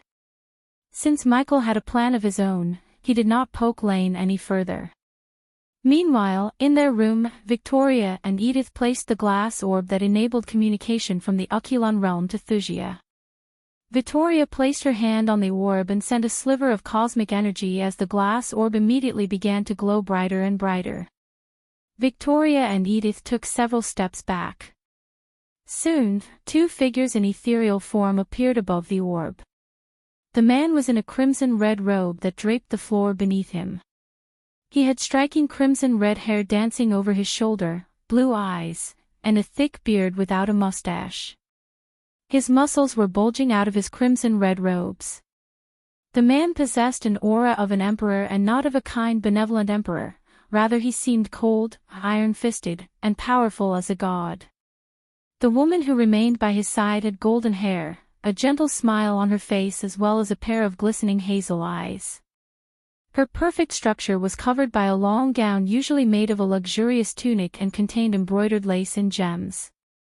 "Father, Mother," Victoria immediately dropped to one knee and bowed her head. "Your Majesty, Your Highness," Edith curtsied them with a royal bow instead of kneeling down like Victoria. They were the King and Queen of Thusia, Maxim Barnes and Valeria Barnes. Valeria looked at Victoria with a kind look and she was about to speak when a cold voice reverberated in the room. Unacceptable, Maxim Barnes' voice conveyed authority. The voice emanated from his 6'6" stature commands attention. It was unmistakable. At its most pronounced it felt like a whip against dewy skin. "You have failed to secure the primordial flames. What have you learned from your failure, Victoria? Raise your head and answer." Victoria shuddered like a child in front of him. "The primordial flames indeed have a mind of their own, Father. They refuse to submit to the cosmic energy and one of them has chosen a new master, one of them." Frowned Maxim Barnes. "Yes, Father, there were two primordial flames fool." King Maxim raised his voice. He was furious. Along with his shout, a powerful blast shot out of his ethereal figure and blasted Victoria onto the wall behind her. "Vicky." Edith was stunned but she quickly ran to Victoria. No, Victoria refused to take Edith's hands and picked herself from the ground without any help. Knowing about her husband's anger, Valeria remained silent. She did not even try to calm him down because she knew it would only make him madder. Victoria ignored the blood slowly trickling through her nostrils and knelt before him just like before. "Only the three primordial flames can stop the cosmic energy." "What does that mean?" asked Maxim Barnes. Visit Readel. Me for extra chapters. "Our enemies can use the primordial flames against us," Victoria immediately answered Maxim without even taking a second to breathe. They will use the flames against us. That is why we must secure them for ourselves before our foes. Each failure teaches us a lesson. Learn from your failures." "Yes, sir." Victoria placed her hand on her chest and declared. "Have you found someone worthy of you in Mazeroth?" asked Maxim. "No, Father." She shook her head. Maxim looked at Victoria for a moment and then disappeared, leaving Valeria with the two girls. Edith finally let out a deep breath and felt her muscles loosen up. "Rise, my daughter." Valeria's gentle voice swept over Victoria. There was nothing but love and kindness in her eyes. She looked and acted like the embodiment of compassion. Victoria stood up, revealing a delicate smile. "Your father and I have picked two young men who might be worthy to take your hands in marriage, Victoria. If you have no one in your heart, you can select either of them and you won't be disappointed." "Mother," Victoria growled, "I don't want to get married." No, dear, marriage is important. To you and to our kingdom. Your father has given you the freedom to pick a groom for yourself. He has been very patient in this matter, but you know about your father. He is not a patient man." Victoria could only sigh. To be honest, she did not want to marry, but she was unable to disagree with her father too. She had been telling them she will find a man who is worthy of her, yet she barely even tried to. But how could I marry someone I don't even know? Every man I met till now is weaker and inferior to me in every aspect. I married your father without knowing him, honey, and that's the best decision I've ever made. You can't keep avoiding this matter, saying they are weak and inferior to you. No one can or will be stronger than you, Victoria. You have the cosmic energy running in your veins. I think the young men we found might be the best fit for you. They are stronger than you, but they are not weak either. If they had cosmic energy, I have no doubt they will be just as strong as you or stronger. Victoria was momentarily stunned by the last few words that came out of her mother's mouth. She creased her brows, refusing to believe that not one but two men existed who could be stronger than her. Granted, she had cosmic energy, but even before absorbing cosmic energy, her cultivation speed and the purity of the energy in her body shook the entire Azure continent. She was deemed a once-in-lifetime prodigy, and many even compared her to the Hunt family prodigy. Who are they? Edith's curiosity got the better of her. Both of them hail from the Elon continent. One of them is a guardian. Our contacts in the Guardian Guild have informed us he is a rising star with unlimited potential. They believe he has reached core formation stage level 10 recently. As Queen Valeria was describing the candidate, Edith's heart started to beat faster and faster. It felt as if her heart was pounding against her chest. He is kind, forgiving, and talented in both alchemy and combat. General Booth has accessed the battles he went through and said he could fight with him toe-to-toe and might even defeat him in a duel. Valeria intentionally teased Victoria without revealing the identity of the young man. She kindled the fire of curiosity within Victoria and rubbed her ego to the point Victoria would travel to Elon to meet both young men and pick one to be her life partner. Who does this remind you of? Valeria chuckled. You, said Victoria. When someone wanted to describe Valeria with few words as possible, they would say the exact thing Valeria said about the young man: kind, forgiving, and talented in both alchemy and combat. Valeria failed to notice a tear rolling out of Edith's eyes. Do you want to know his name? Valeria teased Victoria. The young girl nodded her head wordlessly, telling her mother to stop teasing her and reveal his name. Noah Winston. Edith's tears hit the ground as soon as Valeria uttered the name of the man whom Edith was in love with. Chapter 463. Victoria chooses her groom. Not only Edith but also Victoria was stunned to hear the name Noah Winston. Victoria was caught off guard as she did not think the young man her mother was talking about could be the same guy Edith is in love with. Her eyes automatically turned to look at Edith and saw the tears gushing out of her eyes. Victoria waved her hand, sending a sliver of cosmic energy to the orb. Right after the cosmic energy reached the orb, Valeria's figure vanished into thin air and the orb lost its glow. As soon as Valeria disappeared, Edith collapsed down. She closed her face with her hands and started to cry. Edith. Victoria knelt beside her best friend, wrapped her arms around her shoulder, and pulled her close to her. I don't know what to do, Edith sobbed as her voice stuttered. Hey, you don't have to do anything. Stop crying, Victoria tried to console her. She wasn't in her usual cold self. How could she when her best friend was crying for the first time in many years? Edith sobbed continuously for 15 minutes, and no matter what Victoria tried to say or do, she could not stop Edith from crying. It's okay, Edith opened her hands revealing puffy red eyes and a pale face. She quickly wiped off the tears and tried to let out a smile. I'm used to not having things I love. You can have him, he will take good care of you. He's really a good guy. Surprisingly, Victoria slapped the back of Edith's head. You dumb silly. Who said I'm going to choose Noah? No offense, but I'm not going to share my husband with you or anyone. Looking at Edith's dumbstruck face, Victoria sighed before smiling. Mother said 2 candidates, idiot. If I have to choose one, I will choose the other one. I bet mine is better than yours, she joked to make Edith truly smile again instead of the fake one on her face at the moment. But if shoved Victoria closer her lips with her hands, if I agree to marry someone else, I don't have to marry your loverboy, Edith was saying something but due to Victoria's hand on her mouth, her words became inaudible. Victoria removed her hand as Edith stared at her with watering eyes. You would do that for me? Once again Victoria slapped Edith on the head. Idiot, I would do anything for you. Don't you know? Before Victoria could finish her sentence, Edith leaped at her, hugged her, and squeezed Victoria. How dare you think I will join his harem, huh? Victoria asked playfully. He said he will treat all of us equally. If you enter the harem, it's goodbye equality. You will kick us out, Edith purred. That does sound like me, Victoria chuckled as the two girls remained in each other's embrace for a couple of minutes. Then only Victoria remembered that she put her mother on the hold. Mother is still waiting. Oh, Edith almost squealed when she remembered about Valeria. She quickly let go of Victoria, stood up, and fixed her face and her dress. Just like before, Victoria sent a sliver of cosmic energy to activate the orb. Everything okay, dear? Valeria's figure appeared in the room and asked, Yes, mother, someone came to meet us suddenly. Ah, Valeria pouted. I thought you cut the connection because you were shy. Victoria couldn't help rolling her eyes. Mom, have you met me? Teach your friend to be shy, Edith. She will need it. Valeria turned her gaze towards Edith. I have a better chance of teaching a cow to bark. Valeria burst into laughter and so did Edith, who felt lighthearted after Victoria promised not to take Noah from her.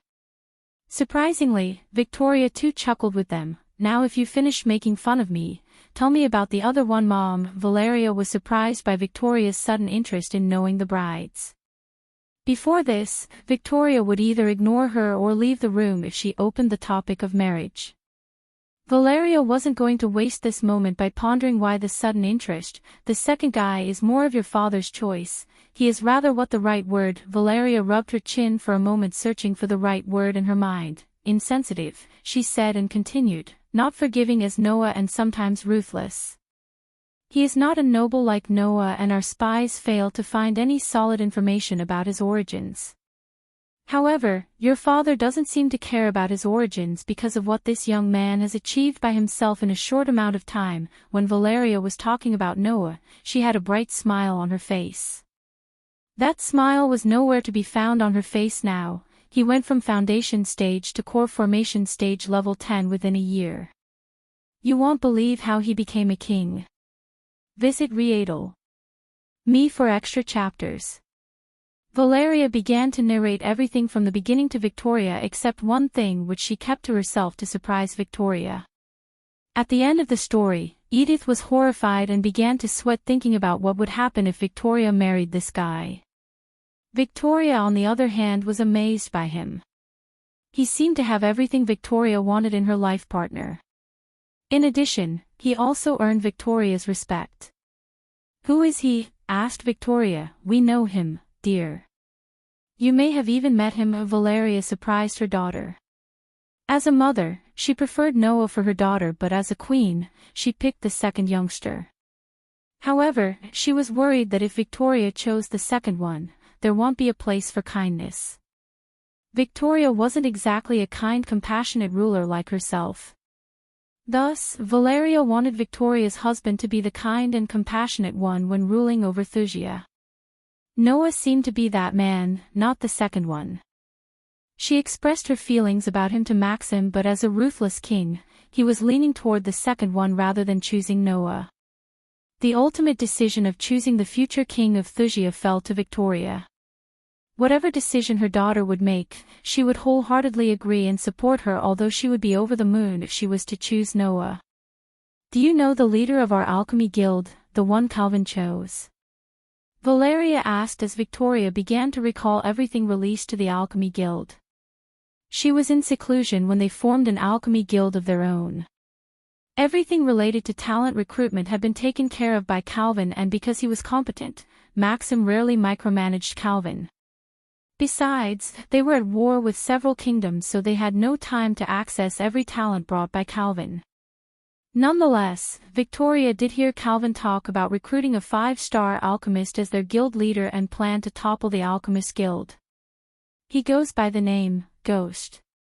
Apparently, he was also chosen by Mazeroth at the same time as U2. The moment Valeria said this, the images of the youngster Victoria met in the Black Forest flashed across her mind. "That's him," Victoria mumbled under her breath. Everything made perfect sense to Victoria and her instincts told her the same. "Auntie, I think we've met him already," Edith sighed. Just like Victoria, she connected the dots and guessed her train neighbor and Ghost may be the same person. Edith began to tell what happened in the Black Forest and how the alchemy student mercilessly beat down the warriors to Valeria. "That does sound like him." After knowing what he did to the Princess of Bredia and the fellow competitors during the tournament, Valeria wasn't surprised by what Edith told her. As far as she was concerned, the warrior students were lucky they met him in Mazeroth instead of in Elon, where Ghost would have slaughtered them like cattle. "Since you didn't find one yourself, these two are the choices you have, dear. I would choose Dash." Valeria tried to persuade Victoria to choose Noah only to get interrupted by Victoria. It wouldn't take a genius to figure out that Valeria preferred Noah over Ghost, and Victoria could read her mother like a book. At first, Victoria only wanted to choose the other one instead of Noah because of Edith. But after hearing everything about Ghost, she really felt like he might be the man she hoped to be her life partner. "I will meet Ghost." Valeria was disappointed deep down, but still, she was happy that at least Victoria agreed to meet him. "After I finish my studies in Mazeroth and hopefully find the primordial flame, I can meet him." Both mother and daughter failed to consider Ghost's opinion on the matter, even after knowing that he already rejected marrying a princess. And last time a king thought about marrying his daughter to him, he ended up not only losing a huge chunk of his kingdom but also almost his daughter. Moreover, they had no idea that he was once their victim. They literally killed him and everyone he loved. Mazeroth's training ground was where mostly the students of warrior houses would train their spellcasting and close combat skills. The grounds were flat, short-cut grassy areas and were located near the herbal garden. It was overlooked by the training grounds tower and the arena. The training grounds had countless dummies enhanced to function as sentient beings for the students to simulate a real battle. Each student who wants to train had to take a silver card from the counter located at the entrance. Only through this card, a student could change the difficulty and select what type of training they want. The students could change the difficulty or select a training by establishing a connection with the card. Training grounds had a giant invisible array to enable the students to use a portion of the cultivation power. At the moment, all the students on the training ground stood aside and watched Michael break hundreds of dummies piece by piece. He was honing his close combat skills and sword skills. Since he sought badass points to settle the debt to the system and to buy some items from the store, he practiced in front of the students. More than the students were surprised by his skills, it was his emerald green robes that shocked them. They couldn't believe an alchemy student possessed such astounding battle skills. Among the onlookers was a minion of Elliot's close friend. He was watching Michael with the intention to let his leader know about him. Michael had a plan to pick a fight with the warrior students, beat the hell out of them, farm badass points, and get the hell out of Mazeroth in 18 months. Unlike outside, they wouldn't know his identity, so he had no need to worry about making enemies. His plan, however, started to work sooner than he expected. Chapter 464. Picking up a fight. The warrior's common room was located in the dungeon a couple of floors beneath the combat classroom. It was a long, low underground room with rough stone walls and ceiling, from which round, reddish lamps were hanging on chains, giving the light in the room a red and silver tinge. A fire was crackling under an elaborately carved mantelpiece ahead of them, and several figures were silhouetted around it in carved chairs. The common room had lots of low-backed black and dark red button-tufted, leather sofas, skulls, and dark wood cupboards. One of the wooden tables had a few daggers and scrolls on it. The walls were decorated with tapestries featuring the adventures of famous warriors ever to live. It had quite a grand atmosphere, but also quite a cold one. Currently, 5 students were occupying the sofas set in the middle of the room and discussing something. One of the three men sitting on the sofa was Elliot Watson, the head prefect of Maze Roth and the man who got Gaia fired. He was not in his silver armor and carrying the heavy sword. He was wearing a linen black full-sleeve shirt, black trousers, and a pair of silver boots. On the opposite side of Elliot, on a couple's sofa, Elliot's best friends and also lovers, Deacon Saunders and Bethany White were cuddling. Deacon flaunted his chiseled muscular upper body and his raven black long hair. The calluses and veins bulging out of his tanned skin were common among the blacksmiths like him. Bethany White had striking red hair, an oval face, and shining blue eyes. She was Deacon's fiancée and also a 4-star runemaster as well as the heiress to the powerful White family in the Azer continent. While Deacon and Bethany were entangled in cuddling and smooching, a blonde girl in a loosely tied ponytail was making tea for everyone in the room. She would remind someone of Alicia as the girl looked cold, unsympathetic, and not at all friendly. The fifth person in the room was Diego Carter, a messy purple-haired young man wearing skinny black leather trousers and a rainbow-colored sparkling jacket. Out of the five, he was the only one standing in the corner of the room, watching them with a tinge of jealousy painted on his face. His eyes particularly focused on Bethany while his hands were rubbing his crotch. He quickly took his hand off of his crotch when one of his minions entered the room. Oh, the minion was surprised to see the head prefect in the room. "Hey, Elliot," the minion stuttered. His eyes were desperately searching for Diego until they landed on Diego. "Boss, you have to see what's going on in the training grounds." The minion tried to lower his voice but all of them heard him. "What?" Diego rolled his eyes. He was quite annoyed by his minion's untimely entrance. "There's an alchemist showing off by breaking the dummies, so..." Diego once again rolled his eyes. The dummies were put to hardest difficulty. As soon as the minion said this, everyone turned their gazes at him. Deacon and Bethany stopped smooching, Erica halted brewing the tea and Elliot adjusted his spectacles. "Are you fucking with me right now?"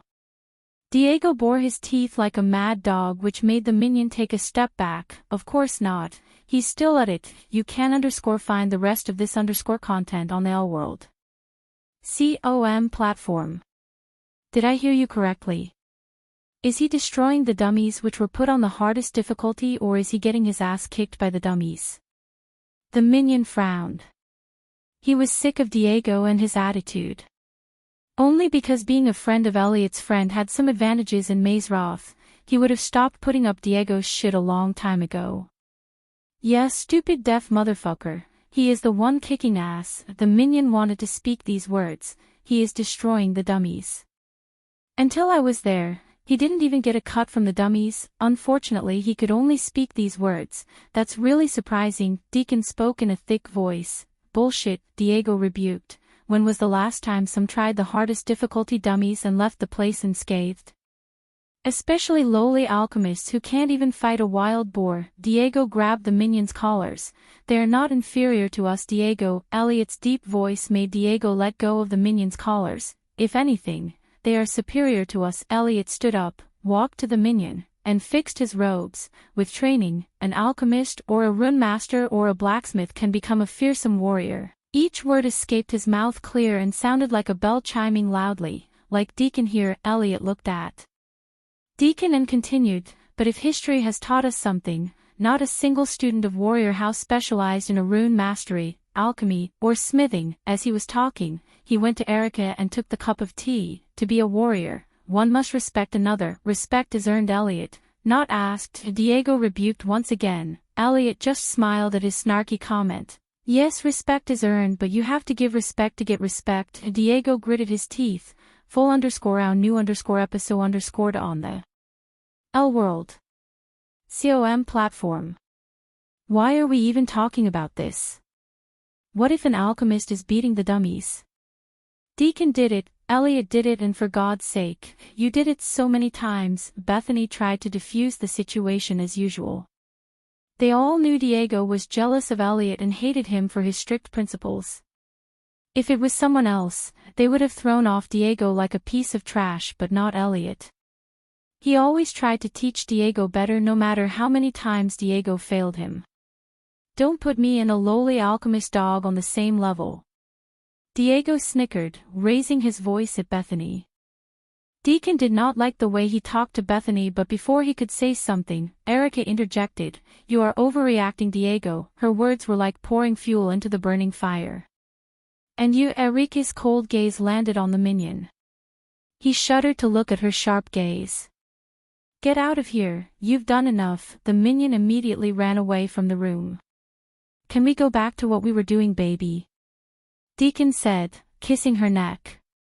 Seeing the girl he loves cuddling and smooching in front of him with the guy he hates the most made Diego's blood pressure soar through the roof. Ever since Deacon and Bethany got engaged, Diego lost it. Elliot knew that Diego was in love with Bethany since they were little. However, Bethany chose Deacon and Diego asked Elliot to break off their engagement only to be denied by Elliot. Not only did Elliot refuse to help Diego but also told him to move on. "I will show you." Overreact, Diego growled before storming out of the room. For Diego, who craved Bethany's attention, anger was the only thing that earned him her attention. Hence, he voluntarily picked up fights with fellow students. Elliot was widely respected by the students of all houses, and only because Diego was his friend, many did not complain about his behavior to Headmistress Kayla. Bethany was unable to continue smooching when her friend walked out of the room furiously. She stood up to follow him behind, and so did Deacon. After the three of them left the room leaving Elliot and Erica behind, she came to his side. "How long you're gonna put up with him, Elliot?" asked Erica, putting her hand on Elliot's shoulder. "Until he sees the errors in his ways," he said as he walked towards his room to wear his uniform. "I don't think it's time sooner," she said with a cold face. "Love is a powerful force, Erica. It can bring out the best or worst version of oneself. In Diego's case, it's the latter." "Oh boy, you are really good at this." Michael was ripping the arms off a dummy when he saw Gilrine descend from the sky beside him. Michael momentarily paused the training to greet the big man. "They are just too weak," Michael calmly said, and rubbed the blood on his knuckles on his robes. The latest _AP_SODIes are on _the L world. COM website. Gilrine was stunned. Somehow Michael's words didn't look like boasting. After all, Gilrine could see the mountain of dummies lying on the ground nearby. "You finished training?" "For now, I am waiting for someone." Gilrine saw a light grin emerge on his face. He looked around to see only students gawking at him, bewildered. The big man noticed several girls staring at him with blushed red faces. He could tell they were undressing him in their minds. Even the elven girls couldn't take their eyes off of him. Strength, power, and skill surpassed the racial thing. The students didn't resume training even after Michael finished his training. At least, they thought he finished training. Just when they thought the show was over, they saw Diego arriving at the training ground, pushing the students onto the ground who stood in his way. "Here comes trouble," Gilrine, who was familiar with Diego's behavior, mumbled under his breath. Finally, Michael was delighted inside. The intel guy gave him paid off as he expected. The troublemaker friend of Elliot had come to pick a fight with him at last. Sometimes he surprised himself when he could manipulate these people so effortlessly. He hated fights with cringe young masters like Diego. Still, the need for badass points pushed him to pick a fight with them. Michael's eyes of darkness enabled him to see through Diego's cultivation level. To be honest, Michael was disappointed to see his core strengthening stage 1 cultivation. So even if Diego was to use arch energy, Michael could mop the floor with him without breaking a sweat. Besides, his purple hair and the sparkling jacket almost made Michael burst into laughter. Diego resembled a clown, and it was so funny to see a clown looking at him with murderous intent in his eyes. "Do you want to get out of here and have a mug of ale?" Gilrine asked Michael. "Hand over your training ground card," Diego ordered Michael. The students immediately became excited. They could sense the tension and wanted to witness Michael fight with a warrior instead of dummies. That way they could determine whether he had real battle skills or not. "I am not finished yet, go back to your counter." Michael pretended not to know Diego and treated him like a servant. Gilrain almost spat out to see Michael shooing him away like a puppy. Diego's anger exploded within him. As Michael turned his back on Diego, he growled, "Don't you know who I am?" Michael ignored him as though he did not hear Diego. He was intentionally pissing off Diego for amusement. "I am talking, you asshole." Diego walked towards him, bridging the gap between the two. Visit to L World. Com discover _new novels. Why don't we all take a deep breath, huh? Gilrain tried to defuse the situation even though he could tell there is no reasoning with Diego. Chapter 465 Sudden Duel. Those who were studying in Maze Roth since they were little knew about Diego's latest change in behavior and expected trouble. Those who didn't, however, curiously stared at the scene to see what was going to unfold. Diego couldn't believe a newbie was ignoring him completely. Great insult. The rule of no duel between students prevented Diego from venting his anger on the alchemist. The giggles and chuckles reaching his ears fanned the flames of his anger. Once again, Diego menacingly bore his teeth at Michael. "I challenge you to a duel," Diego exclaimed, pointing at Michael. Still, Diego's challenge was unable to draw Michael's full attention. Being ignored in front of all the students as well as his crush did not go well with Diego. If it wasn't for the rule, Diego would have already cast a spell and initiated the battle. His eyes began to twitch along with his cheeks in overwhelming anger brewing inside. On the other hand, Michael resumed the training as several dummies materialized before him to fight. "Go play with someone else," Michael talked to Diego as though he was talking to a child. Plus, he sounded slightly annoyed by Diego, which made some giggle. "Good, at least now I know your pathetic skills are limited to dummies." "Dummy," Diego snickered as he shot out a bullet of spit onto the ground. He meant it as a sign of hostility, yet Michael remained uncaring. Diego's anger was soaring through the roof. While the tension between Michael and Diego was gradually rising, the combat Professor Steinmeier made an appearance. She gracefully descended from the sky. "What's going on here?" asked Gaia with a frown, looking back and forth at Michael and Diego. When her piercing gaze landed on Diego, her frown darkened. "The source of this _chapter, L World." The students became stiff in front of her. Although Diego was on the verge of losing his mind, he was still not crazy enough not to give the respect the professor deserved. Professor Steinmeier, even Gilrain, took the position of standing at ease as though he was a soldier and she was his general. "Professor, I want to challenge him for a duel," Diego said with gritted teeth. Gaia could literally hear his teeth gnashing against each other. She could have simply said yes as per the plan, but she turned to look at the pile of dummies for a moment. "I assume you did this?" she asked Michael, pretending not to know. Michael responded with a simple nod as she turned her gaze back to Diego. "Let me be clear, you want to have a duel with an alchemist?"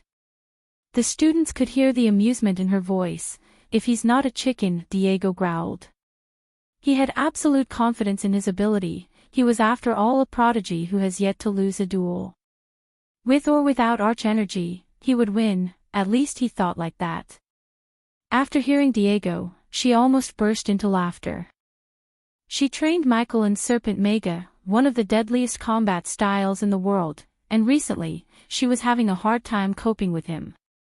She rarely landed a punch or kick on him. Yet, the clown-looking kid was asking Michael for a duel without having any idea of his skills. The funny thing was Diego had the chance to back off after witnessing what he did to the hardest difficulty dummies, which could give a battle-hardened core-strengthening stage warrior a run of their money. "I will allow it under one condition." Gaia gracefully walked toward Diego with her hands behind her back. "No spells, no runic armaments. Visit L World. Calm for a better reading experience." Diego snicked, showing his confidence. "It's not fair," Michael calmly spoke. The students quickly started to speculate and guessed he was trying to back off. Branding him as a coward and a show-off was easier to accept than the fact an alchemist was better than them in terms of combat skills. "Don't say you're having cold feet." Diego revealed a menacing grin onto to be shocked by Michael once again. "It's not fair for you. You would have had a tiny chance of making me break a sweat." His words contained arrogance, dominance and confidence. For most of the students he looked extremely arrogant, but for Gilrain, something told him that he had the means to back his words. Of course, in Gilrain's entire life, he had never seen an alchemist battle a warrior student and win. Still, Gilrain believed that life was full of surprises. "Clear the area," her voice sounded throughout the training ground like a thunderclap. For a few moments, the students stared at her with bewildered faces. None of them expected the duel would happen then and there. It only took the students a couple of minutes to back away from where they were initially standing. Soon, the students formed a circle, and Gilrain, Michael, Gaia, and Diego remained in the circle. In the excitement to see a sudden duel, the students failed to notice Elliot, Bethany, Deacon, and Erica joining them. They stood at last as they would rather not attract any attention to them. Besides, except Elliot, the others couldn't believe in the alchemist.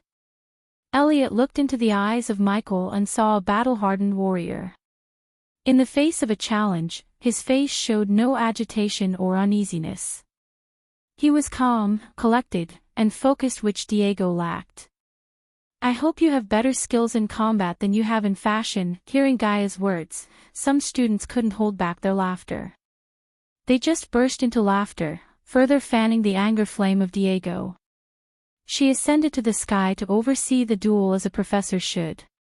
Gilrain also joined her in the air as Diego removed his sparkling jacket and threw it on the ground.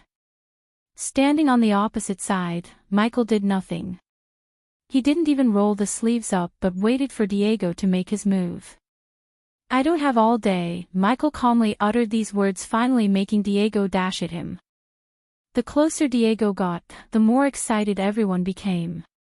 Many students could be seen entering the training grounds in a rush to see the commotion, but they never expected to see a duel between an alchemist and a warrior.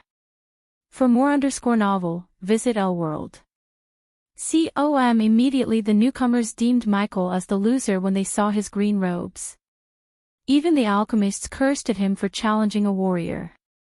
Outside of the Aquilon realm, the alchemists enjoyed fame, wealth, and stardom. However, in Mazeroth, they were treated as low class. Part of the reason was that alchemy students failed to come up with new potions and pills to wow everyone for a couple of hundred years, while the other students invented new battle skills, runes, and forged powerful weapons. There was also the reason that compared to the other students, Alchemy House contained more subpar talents. They might be prodigies outside, but here, they were considered subpar. Coupled with Professor Lane's cold treatment and constant ridicule, the House of Alchemy had long lost its former glory.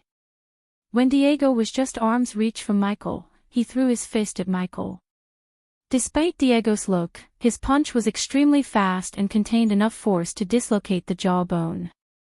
Just as the fist was a few inches away from his face, Michael easily evaded the punch. Diego was surprised by his speed, yet he quickly threw a punch aiming at Michael's guts. This time was no different than the previous one, as Michael comfortably and very easily evaded the punch by just taking a step sidewards. The veins were popping out of Diego's pale skin. He was too mad. Michael, however, grinned inside, bathing himself in badass points. The constant sound of notifications ringing in his head was exhilarating for him. Deacon, Bethany, and Erica, who had witnessed Diego fight before, were completely caught off guard by Michael's reflection and speed. They had not battled Diego personally, but they saw Elliot and Diego train together. In their training, Diego would almost fight head-to-head with Elliot. Their battle would go for hours before always ending up in a draw. The trio very well knew that Elliot was holding back in the duels, so Diego would train harder and harder to win him. Meanwhile, Diego's movements evolved to be faster and faster, to the point many students had a hard time believing they were fighting without using arch energy. Each and every punch and kick Diego threw at him was precise, deadly, and elegant, which revealed the fact that Diego was taught a powerful, deadly close combat technique. If Diego fought someone else, he would have easily won. His bad luck, he met Michael, who reached 98% mastery in Serpent Mega. The normal version of Serpent Mega was deadly enough to be ranked as one of the deadliest close combat techniques. After the changes made to the technique by Michael, it evolved into something far more deadlier than any technique in the world. Because of that, no matter how fast or quickly Diego moved, Michael dodged without breaking a sweat. For Michael, it almost felt like watching a slow-motion movie. He could predict Diego's moves before even he could make them. The battle showered him with almost 30,000 badass points within a few more minutes. Since the rain of badass points was showering him with points, he decided to drag the fight a few more minutes to maximize his earnings. Arg, Diego growled as he felt more and more annoyed by the fact that he has yet to land a blow on him. Almost all the students stared at the fight with their mouths slightly opened. They were completely stunned by Michael. Right at that moment, Edith and Victoria rushed into the training grounds to see the duel. "You're right, it is him." The moment Edith saw Michael, she was surprised. She couldn't believe Victoria was right to tell her that it was Ghost who was the alchemist who pissed off a warrior. Victoria and Edith squeezed through the crowd to reach the front so they could get a better view of the battle. "If this is the best you can do, maybe you're in the wrong house." While evading Diego's punches, Michael uttered these words. They were not loud but loud enough to reach the ears of every single student. Visit L-World. .com for a better reading experience, son of a bitch. Diego raged after hearing those words. Bethany was watching the battle and the thought of him getting played by an alchemist in front of her stabbed straight through his ego and pride. Unfortunately, he failed to comprehend that Michael was just getting started. Chapter 466. Becoming a student again. The duel was going on for 15 minutes without either of them landing a blow on the other. As the minutes passed by, Diego gradually started to lose his stamina and breathed heavily. Tiredness was visible on his face and his moves. His fighting technique became more chaotic and less finesse. It was logical, any fighter who couldn't touch his opponent would lose their mind and become somewhat of a wild fighter. Finally, Michael started to feel bored of evading the punches and kicks. He noticed the fall in badass points, so he decided to spice up the fight. "You really think less of alchemists, right?" Michael questioned Diego while simply evading another one of Diego's punches. He made dodging punches look so much easier. When your jaw is dislocated. A millisecond after these words reached everyone's ears, they saw Michael grab Diego's fist. Diego quickly used his other hand and tried to punch Michael only to get caught by him once again. Bang! Holding Diego's two fists, Michael headbutted him with enough force to dislocate his jaw as said. The jawbone let out a crackling sound. "Ribs are broken." Michael pulled Diego closer without even giving Diego any time to scream in pain. Following the headbutt, Michael sent his knee to Diego's ribcage. Grr! Diego growled, immediately coughing out dark blood. Nose broken. Michael bent him down before sending his knee to Diego's nose. The crunching sound emanated from Diego's face. Ouch! Gilrine couldn't help raising his brows. At this point, Diego's body almost gave up. His ribs were broken, his jaw was dislocated and blood was gushing out of his broken nose. Diego's vision blurred. It took everything in him to stand on his feet. His body and mind screamed at him to give up, and the only thing that prevented him from giving up was Bethany, who was watching the duel horrified. Even Deacon, who had no good things to say about Diego, somewhat felt pity for him. Some students thought the duel went far enough and wanted the professor to intervene, only to see Professor Steinmeier enjoying the brutal fight with cookies. "You want some?" asked Gaia, looking at Gilrine. In normal situations, Gilrine would have taken the delicious buttery cookies in her hand. Considering it was not the case and shocked to see a professor act so cool instead of putting an end to the duel, he had no appetite. In fact, he lost his appetite for the ale he wanted to drink afterward. "Professor, shouldn't you stop the duel?" meekly asked Gilrine, suffering from severe concussion. The students noticed Michael finally let go of Diego and wondered what he was going to do next. After hearing what he just said, they started to have some ideas. At this moment, Diego was breathing heavily, drooling blood. One single 540 kick, that was all it took to knock the light out of Diego. The kick was elegant, fast, and powerful. The kick literally sent Diego flying for a few meters before he crashed onto the ground. "You will need an alchemist and a healing potion," his voice was crystal clear. It was a statement directed to every single student who thought less of alchemy and alchemists. Even though Michael planned to specialize in every single specialization there was, he had a special place for alchemy in his heart.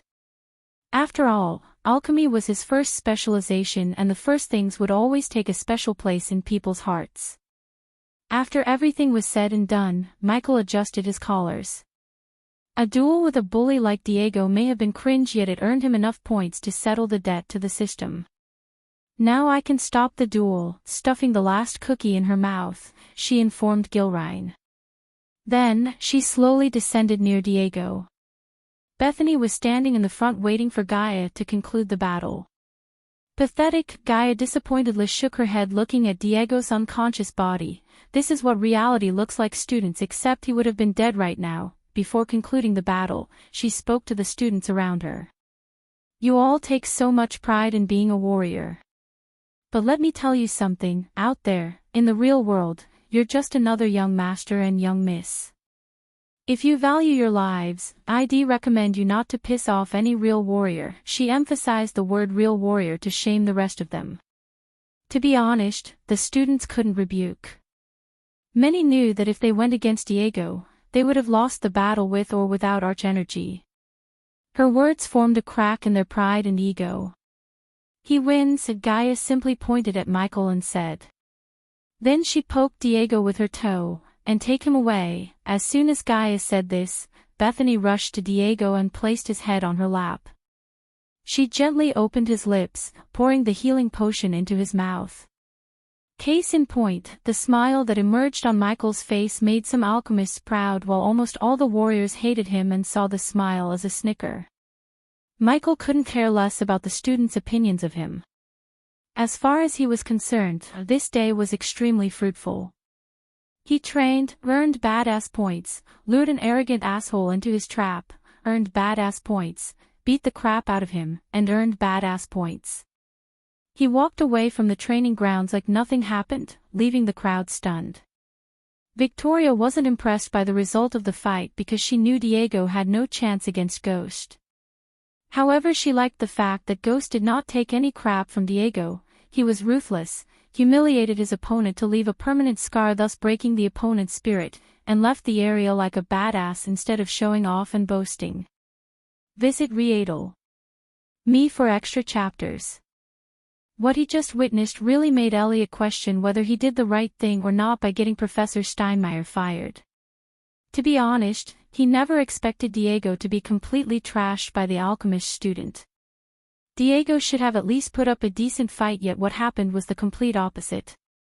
Elliot wondered where the alchemist student hailed from and who was his mentor. What he displayed wasn't enough for anyone to fully comprehend or figure out what kind of fighting technique he mastered. Elliot, however, was able to tell that it was an extremely powerful and deadly fighting technique. The following days were pretty much uneventful. As one would expect, all the warrior students viewed Michael as their number one enemy, while some alchemists tried to be his friend. Some students went another step and asked Michael to marry them. Michael politely refused their proposals. Those who asked to be his friend, however, received that blessing. He would refuse marriage proposals but not friendships.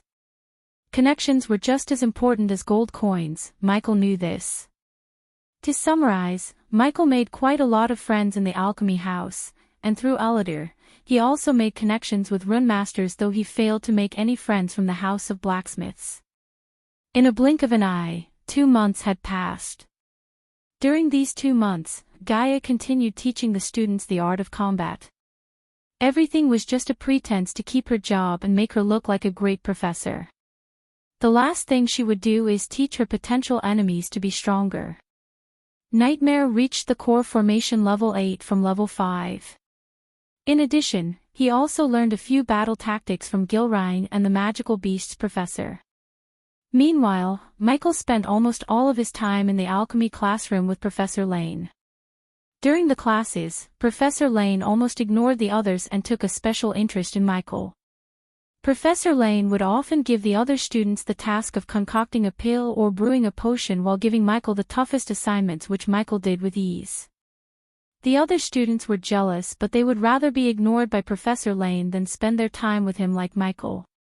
Right at the moment, Michael and Lane were alone in the alchemy classroom as usual. They lost track of time and failed to notice the hour hand and the minute hand pointing at 12 in the clock. Use Chimera Strand. It will increase the potency and the purity, Professor Lane instructed Michael, but it'll make the potion unstable. We could use Kelpie's hair.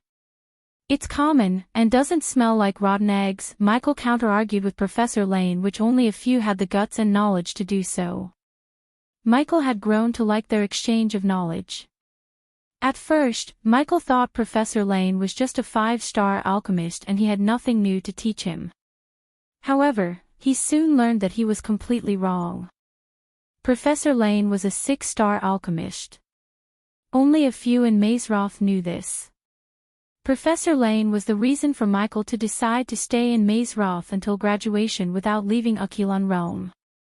Knowledge was power, and he was learning much more from Lane every day. Hearing his argument, Professor Lane approached the table with a bluish vial. He placed the vial on the table before him. That's why anyone with a brain should use a nude vial. It will make the potion stable. As usual, Professor Lane triumphed over Michael with his knowledge yet again. Everything he was learning from Lane was included in the next alchemy book the system recommended him to buy. The system required him to reach star level 6 if he wanted to absorb the knowledge from that book. Since he preferred not to spend 500,000 badass points on the Elven rune, he couldn't become a 6-star alchemist. Nonetheless, he was learning so much from Lane without spending a dime. Moreover, he was getting close to Lane, thus, making him another powerful ally. If he could make Lane his subordinate, he would have a powerful subordinate under him, even though Michael knew the odds of doing so were extremely slim. With a flick of his wrist, Lane took a crate of nude vials from his space ring. The crate materialized on the table. You can use them in the upcoming talent exhibition, Professor Lane reminded Michael of the Mazeroth version of the tournament. Fortunately, Michael didn't have to battle young masters but to show his skills in alchemy. Chapter 467 New Day, New Potion and New Weaponry. Hey man, how is it going? Man, can you teach me how to extract the pure essence from the alpha bush? Dude, you're a lifesaver. I did what you told me and it worked. Michael was bombarded by greetings, gratitudes, and questions the moment he came through the common room door. Contrary to his initial plan, now Michael was extremely popular among the students. He earned and multiplied his popularity by helping other students, not to make them better alchemists but to form alliances.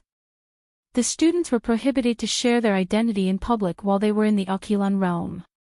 However, they weren't prohibited from reuniting outside of the Aquilon realm. Michael used this loophole to make friends. Every time one became his friend, Michael asked them to come to his gala at Hades. This way, they wouldn't have to share their identities immediately. When they attend the gala, Michael would introduce himself and form an alliance with them and their families.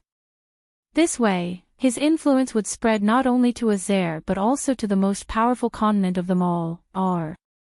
I'm gonna get some shut-eye. See you guys later. Michael really yawned when he was talking to them. He was so tired after pulling all-nighters for 3 days in a row.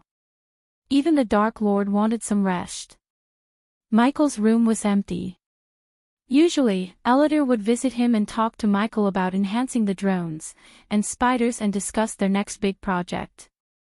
Opening the door, he was welcomed by a messy room. The empty vials were lying all around the floor, the apparatus setup was still smoking and letting out crimson-red puffs of smoke, and jars filled with creepy-looking items as well as eyeballs of all colors. Even the walls were plastered with posters that resemble blueprints and chemical equations.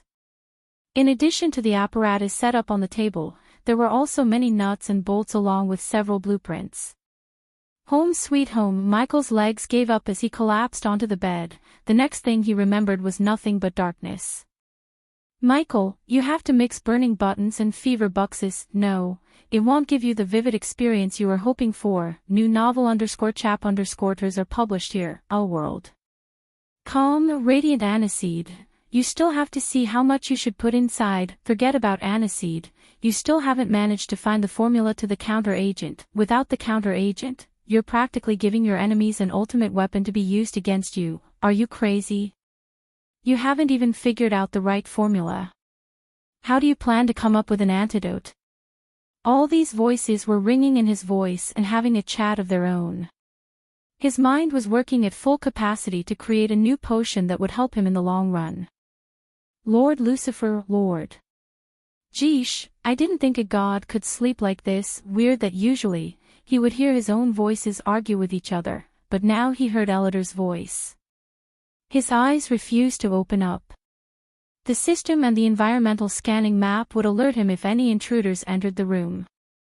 That's how Michael figured out whether he was still dreaming or it was Ellider who entered the room. Either way, he wasn't going to wake up just yet. It seems like he still hasn't figured it out. Ellider sat on the chair, taking out several empty parchments from the drawer. He was scribbling on the parchments, trying to come up with perfect runes to enhance Lucifer's armor and their new project. What is this? Among the parchment, one parchment had gray and blue lines on it. He opened it up curiously to see what was inside. They had been discussing the design for weeks without being able to find the right one. He was surprised by what he saw, the design. Ellider realized Lucifer finally figured it out. The tubular-shaped device was fitted with 4 wheels, a complex wiring, numerous rings of copper inside the device and mini pipes attached to every single ring that could be seen on the parchment. Wow, he finished it. Ellider was more excited than he thought. When Michael said they were going to build a long-range mortar for old Bertha, Ellider deemed it a simple task. Then, they started to work on the design. That's when they realized that building a mortar that's capable of firing powerful mini torpedoes powered by arch energy absorbed from the Stormville crystals. Of course, they couldn't forget the ability of the torpedoes fired from mortar to track their target using heat signature. If they managed to build the mortar successfully, they could modify the cannons to adapt to the revolutionary technology. By that time, the cannonballs fired from the cannons would hit the target with 97% accuracy. Updated_at World. Thanks to Michael's recent upgrade to the 4-star inventor trait, he was able to build a mortar.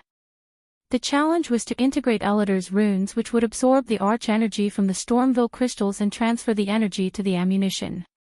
Ellider had to come up with new runes to pinpoint other ships using the heat they radiate. Now that the design for the mortar has been done, it was his job to come up with the runes. You two are still on that. Ellider felt a chill running through his spine when he suddenly heard Gaia's voice. He quickly turned back to see her strolling into the room as she owned the room. She closed the door before Ellider could ask what the hell was she doing in their room. Then she walked straight to the bed. "Aw, look at ma cutie pie." She sat on the bed beside her sleeping fiancé. She took his head onto her lap before gently combing his silky raven black hair. Shimmer dust, goes, with Michael was mumbling in his sleep, "Isn't he cute?" She was melted by his cuteness and couldn't help showering his face with kisses. Ellider was still in shock seeing her smooching with Michael in the middle of a day in a student's room. She was jeopardizing not only herself by being here but also the two of them. The troubled look on his face was visible through the dark lines on his forehead. "Quit worrying, half-elf. I'm conducting a room-to-room search to ensure the rules are being followed," she chuckled while saying those words. Ellider sighed, thinking how much she was abusing her power to get what she wants and what they want. His frown soon turned to a peal of laughter. "I have 15 minutes, she wrapped her hand around him to transfer the scented warmth from her. Ellider knew there was no point arguing with this woman, she was a wraith after all. While he was picking his brain to create entirely a new rune, Lucifer was getting kisses from a pretty girl and playful headbutts as though she was a lamb. Their relationship reminded him of the relationship between him and Gaia's ancestor Edwina Wraith. He would give anything to see her one more time. Nonetheless, it was heartwarming to see her descendant has found someone who truly loves her. The more Ellider spent time with Lucifer, the more he realized how wrong the Sky Hall was about him. He heard Lucifer's side of the story and realized that Sky Hall actually pushed him onto the path to become the Dark Lord. He had no choice. Even if he strayed away from his path and decided to live peacefully, they wouldn't let him. They would chase him to the end of the world. For more _novel, visit Elworld. Did he eat something? Gaia asked Ellidir. How would I know? Ellidir responded while drawing the new runes on the parchment. The sooner you two finish whatever you two are doing, the better. We might soon. Ellidir turned back with the parchment containing the design for the new mortars. He finished the design of the new mortars. Ellidir handed over the parchment to Gaia as she stared at the design for a few moments, then a look of surprise emerged on her face. Her eyes widened, so they can really track the target shit and destroy it. Ellidir nodded, yes, I'm close to creating the required rune. The only catch is, we will need a huge amount of the crystals you showed me. A weapon like this wouldn't come so easily, so what Ellidir said wasn't a surprise for Gaia. Speaking of crystals, I need an update on the new mining machine we asked Caius to build. They now fully controlled the Stormville mountain and were mining the crystals in full force. Yet, the process was extremely slow and inefficient due to a lack of advanced mining tools. To solve this issue, Michael designed new hydraulic rock drillers and pulley systems. Caius was tasked with finding engineers and scholars to transform the blueprints into actual machines. Due to the sensitivity of the task, each and everyone who had been working on the project was given a pendant attached to the spider. The spiders were constantly watched by Azazel, and if anyone let out a word about the project, they would be immediately killed by the spider. Until now, no one dared to utter a word, partially due to the fact they were being paid in hundreds of thousands. The Southerners valued gold coins more than anything, so it was easy for Caius to keep them in line. Plus, Michael's business endeavors were extremely fruitful. He was earning millions through the Hades and Majestic. The pirate fleet under Corey and Maxine had been turned from pirates to sea guards. If a merchant ship carried valuable cargo, they could either pay 30% or be sent back to whatever they came from.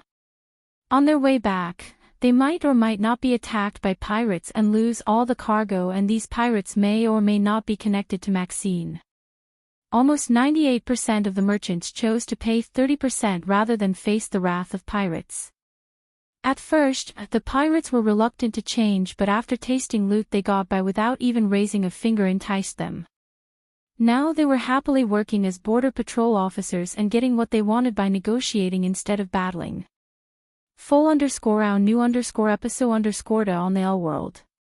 COM platform. So are you going to show any new runes in the talent exhibition or ignore it like him? Gaia asked as Ellidir pondered about the upcoming talent exhibition for a few moments. I think the last thing we want is to make Skyhall stronger. Talent exhibitions do just that. Chapter 468 Live feed from Alpha Guardian's warship. You sleep well, human. I will see you later, said Gaia, gently placing a soft kiss on Michael's forehead. The 15 minutes flew by in a blink of an eye. She hated to leave him, yet she had no choice. When we are gonna leave this place? That was the question running in her mind for some time. Because of her job and his role as a student, they couldn't spend time with each other as they used to. 8 months were gone, and 10 months remained until he could graduate and leave this place for good. I love you, Michael said before she could stand up and leave. I love you too, she whispered into his ears. Then, she left the room, but not without ruffling his hair playfully. Almost 3 hours later, Michael opened his eyes. There was still exhaustion in his eyes. When he woke up, he noticed Ellidir was attaching a parchment to the wall. Then, he assessed the system for a second to look at the time. It was 4:30. Fortunately, he had no classes for the day, so he had some free time to spare. How is it going? Michael rubbed his eyes to adjust his sensor to the light. You're awake, Ellidir exclaimed as he continued to draw some symbols on the parchment in front of him. They had their curtains closed, so the room remained always gloomier and dark. Right at the moment, however, the room was getting brighter and brighter. In addition, there was also a low-pitched whistling sound emanating from the parchment. Michael's sleepiness quickly disappeared as he strolled toward Eladir. "Alas, I finished it," Eladir proudly exclaimed, looking at the purple rune on the parchment. For Michael, the rune resembled the symbol of Gemini.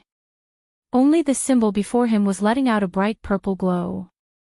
"This part can and will absorb the arch energy from the crystals and send it to the mortar." Eladir ran his finger on the crescent-shaped top part of the symbol. Then he moved his finger to the bottom of the symbol, the auto-targeting using heat signatures. "This part is responsible for that. All we need now is to build the device and test it out on a target." He willed the system to take out a spy cam from the system storage. The next second, the spider materialized on his palm. He pointed at the spider's eyes to the wall. "Azazel, are you getting this?" He connected his earpiece with Azazel, full_out current_novel on Elworld. "Yes, my lord. Should I give this recording to Master Jonah?" Every time Michael wanted to transfer the blueprint from Aquilan to the outside world, he would use the spider to record the contents, which could be seen and recorded by Azazel.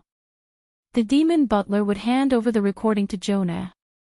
He was responsible for drawing the blueprints on parchment and sending them to whoever Michael asked him to. Communication between him and Azazel remained undetected by Mazroth's security arrays. However, the system warned him that with its current level, it's unable to send items such as parchments, runes, and herbs from Mazroth to the outside world. Luckily for Michael, Jonah proved to be great at replicating blueprints. "What are you going to do about the rune?" "He won't be able to copy this," asked Eladir. "We need to wait until after the talent exhibition," Michael nonchalantly said. "You mean the break?" "Yeah. At that time, we can get out of here and finish the mortar." While he was learning from Lane, Michael heard that the students will get a 1-month holiday. Of course, Lane seemed against the idea of giving the students a break. His exact words were, "They are already buffoons with acorn-sized brains. Breaks will only reduce the size of their brain further." Fortunately, Lane was not responsible for the holidays. It was up to Headmistress Kayla, and she saw no reason not to give them a break. Michael planned to utilize this break to get out of Aquilan realm and see how things are outside. "Lord Lucifer," Michael's train of thoughts was interrupted by Azazel's voice in his head. "You should take a look at this live feed." Michael was able to sense the acute amusement in Azazel's voice. The demon butler rarely showed any feelings other than being calm and collected. Therefore, when Michael sensed the change in his voice, he was more than curious. He quickly waved his hand as a 36-inch dark mirror appeared before Eladir and him. The mirror hovered over to the wall and attached itself to the wall. Full_out current_novel on Elworld. The interior of the war room in Alpha Guardian's airship was rather simple. The circular room had one door on the east side, a large round stone table in the center, and above the stone table was a chandelier to light the table below. One could count 11 stone chairs around the table. At the moment, a golden-haired elf and 2 humans dressed in red metal armor with golden engravings occupied the chairs.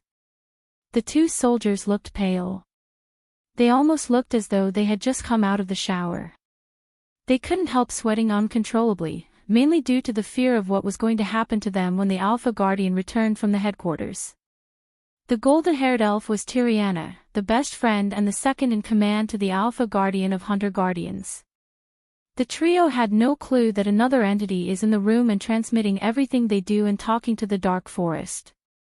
The Battle of Hades concluded when the Alpha Guardians appeared with her soldiers. They took all the ninjas sent to attack everyone in the Hades. Michael wanted to kill many and take a few as prisoners so he could interrogate them to find out who sent them in the first place. His plan was rudely interrupted by the Alpha Guardians. Although he failed to take the ninjas prisoners, he left a spider on each of the survivors. The Alpha Guardian beamed up everyone to her warship. Without her knowing, the spiders infiltrated every corner of the warship and sent Azazel a live feed ever since. "What do you mean you lost them?" Tiriana slammed the stone table in anger. "My lady, we found this in the safe house." The soldier who had a tall stature, silver hair, and blue eyes placed a metal card on the table. He then rotated the table as the card reached Tiriana. Her vengeful eyes finally moved from the soldiers to the black card in front of her. She took the card. It didn't feel heavy or anything. There was nothing on the card except the letter D was embossed in crimson red. The card immediately reminded her of Lucifer, but then, he always used the letter L, not D. Still, she couldn't dismiss the troubling thought that Lucifer may have captured someone far more important to them. Mignir, Tyria cast a spell as a bright light enveloped the card. The light then slowly hovered over to the air above the table, forming the enhanced image of the card. The image took the form of a holograph. The two soldiers stared at the card while Tiriana pointed her finger at the card, drawing a few symbols in the air. As soon as she stopped drawing the symbols in the air, a red smudge that resembled a fingerprint appeared on the card, just beside the letter D. That's blood. Tiriana's brows creased, but we didn't see any signs of battle or blood stains in the safe house. The other soldier who wore the same armor but had golden hair and an oval face responded to Tiriana's words with a mix of shock, doubt, and confusion. Were you able to locate the handler or any of the team members' orb? Tyrian asked while still looking at the blood smudge on the card. We tried but to no avail, my lady. All of their communications orbs are offline, the silver-haired soldier answered. Following his answer, Tyria continued to draw some symbols in the air. Unlike before, nothing changed. Updated _ at World. This is serious, we must find her. The anger in her eyes was replaced by concern. I need everything you have on her target on my table within the next hour, got it? The soldiers stomped the ground, saluting her. Yes, my lady. They left the room leaving the sound of heavy thuds in Tiriana. For the next hour, she analyzed the card using every rune and spell she had in her arsenal. Yet, she found nothing. No clue, no hint, no marks of any kind to locate whoever left the card. I have to tell Tenolia, she mumbled under her breath. Tenolia was known to Michael as the Alpha Guardian Elf who he met in Hades. Azazel had never seen Tenolia in the warship after she brought the ninjas. According to the Guardians he eavesdropped on, Tenolia left for the Guardian Guild headquarters in Aur for some important meeting with the other Alpha Guardians. An hour later, the two soldiers came into the room carrying a small crate containing numerous parchments. This is all the information about the Operation Desert Eagle, my lady. The silver-haired soldier placed the crate on the table, took the parchment out of it one by one, placed it on the table, and rotated the table once again. Leave, Tyrian uttered an order. Usually, her voice would have sounded gentle and melodious. Now, however, it sounded stern and intimidating. Yes, my lady. The soldiers lingered no longer as they quickly rushed out of the room before they suffered the wrath of Tiriana. After the soldiers left the room, she opened the parchments one by one. Mignir, every time she opened a parchment, she cast the spell. Then, the bright light enveloped the parchment before forming an enlarged holographic image of the parchment in the air above the table. Each holographic image hovering in the air contained a drawing of either a man or a woman. Michael, who was witnessing the scene through the spider, immediately recognized not one but two, new_chap_ters or pub_list on Elworld. That's Peyton. He saw Peyton in the mirror before him. Then he noticed another familiar face. Although she too had blonde hair like Peyton, she was far more prettier than Peyton, Sabrina Winston. Chapter 469 Vampires. Michael was flabbergasted to see Sabrina on the missing person list.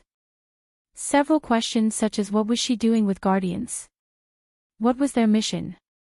Where is Noah? Where did they go?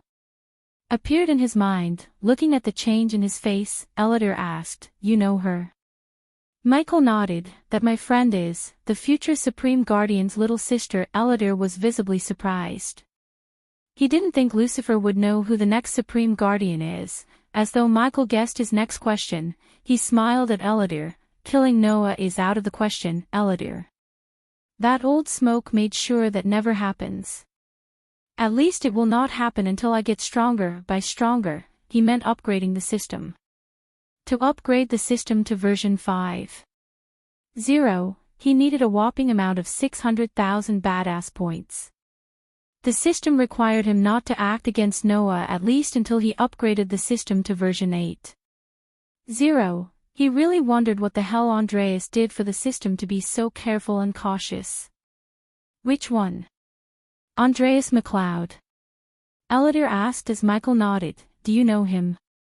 Michael turned his gaze away from Sabrina's face to Ellider. He felt curious and wanted to know about the famous Supreme Guardian Andreas McLeod. Never met him. But I heard he was a real hard ass and a prodigy. So this Noah person, how much does he know about you? Ellider rubbed his chin. Not much, I saved his family once or twice. He definitely has no idea about my identity. If he does, the entire guild would be at my doorstep the next moment. Michael chuckled. They saw Tiriana scroll through every single parchment on the table. Michael counted 11 missing people including Sabrina and Peyton. Several minutes later, Tiriana waved her hand as another holographic image containing a man's face and details such as name, cultivation level and threat level appeared above the table. Visit L-World. COM for a better reading experience. Victor. Michael saw the face of a short brown-haired man with a muscular build. He had a great memory. Hence, he recognized the man. Almost 16 months ago, he met the man when he visited Phoenix Island for the auction. He was one of the core strengthening stage warriors who received special treatment from Lord Julius. After offending Julius by killing Maria, Michael used teleportation to escape with Gaia. Before activating the scroll, he left a note in Victor's pocket with the help of the system. Michael asked Victor to meet him on the note, except, to this date, Michael never saw Victor again until now. Under Victor's image, he saw the word high threat level and became surprised. Victor seemed to have managed to reach core strengthening stage level 6 from level 4. His threat level was higher than Michael imagined. As he was staring at the images, another row of information appeared beside Victor. Last seen. Michael received another surprise. According to the holographic image, Victor was last seen traveling to the southern continent. The plot thickens. Michael frowned. Tiriana was collecting every bit of information she could about Operation Desert Eagle. Everyone including the leader of the operation and the help brought from the outside had gone missing. While rummaging through the parchment, Tiriana heard the door suddenly open. She almost jumped back in sudden shock. Her heart calmed down when she saw her best friend and the Alpha Guardian, Tenulia Valren, enter the war room. Tenulia, instead of addressing her as Alpha Guardian like the rest of the Guardians, Tiriana called her by the name, stood up, and hugged her tight. I heard about what happened. It's not your fault, let's find them. Tenulia patted Tiriana on the back. Everything said and done, the motherly expression on Tenulia's face disappeared. Instead, a stern, dominant, pissed-off look replaced the previous expression. What do we know about the target? Tenulia used her dominant Alpha Guardian voice. Victor Hagen, last known cultivation stage core strengthening level 6, last seen traveling to the southern continent in a merchant ship. Tenulia listed the basic information about Victor. 15 months ago, several young men had started to disappear in the outskirt villages of Draddle and Kethen. A few weeks after the disappearance, their bodies were found, mutilated, and Tiriana paused for a moment, and completely drained of blood in the forests surrounding the villages.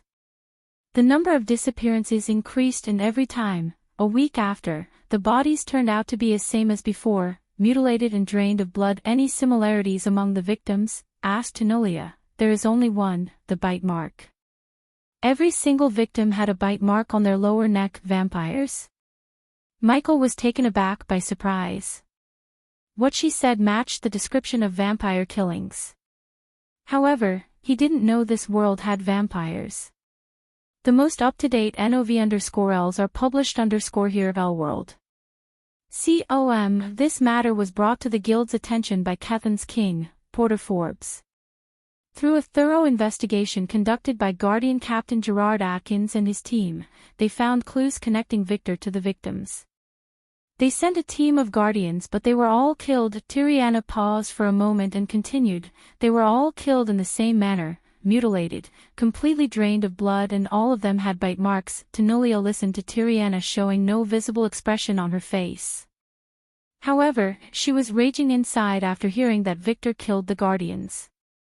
Regardless of their race, they were guardians. Killing a guardian was a crime punishable by death, and if one was to commit this crime, the hunter guardians would hunt him or her to the end of the world. Because of the threat level, Guardian Captain Gerard initiated Operation Desert Eagle and assigned Peyton as the leader of this operation. Michael curiously waited for the part where Sabrina got involved in this. She was supposed to be studying at Holy Trident Academy.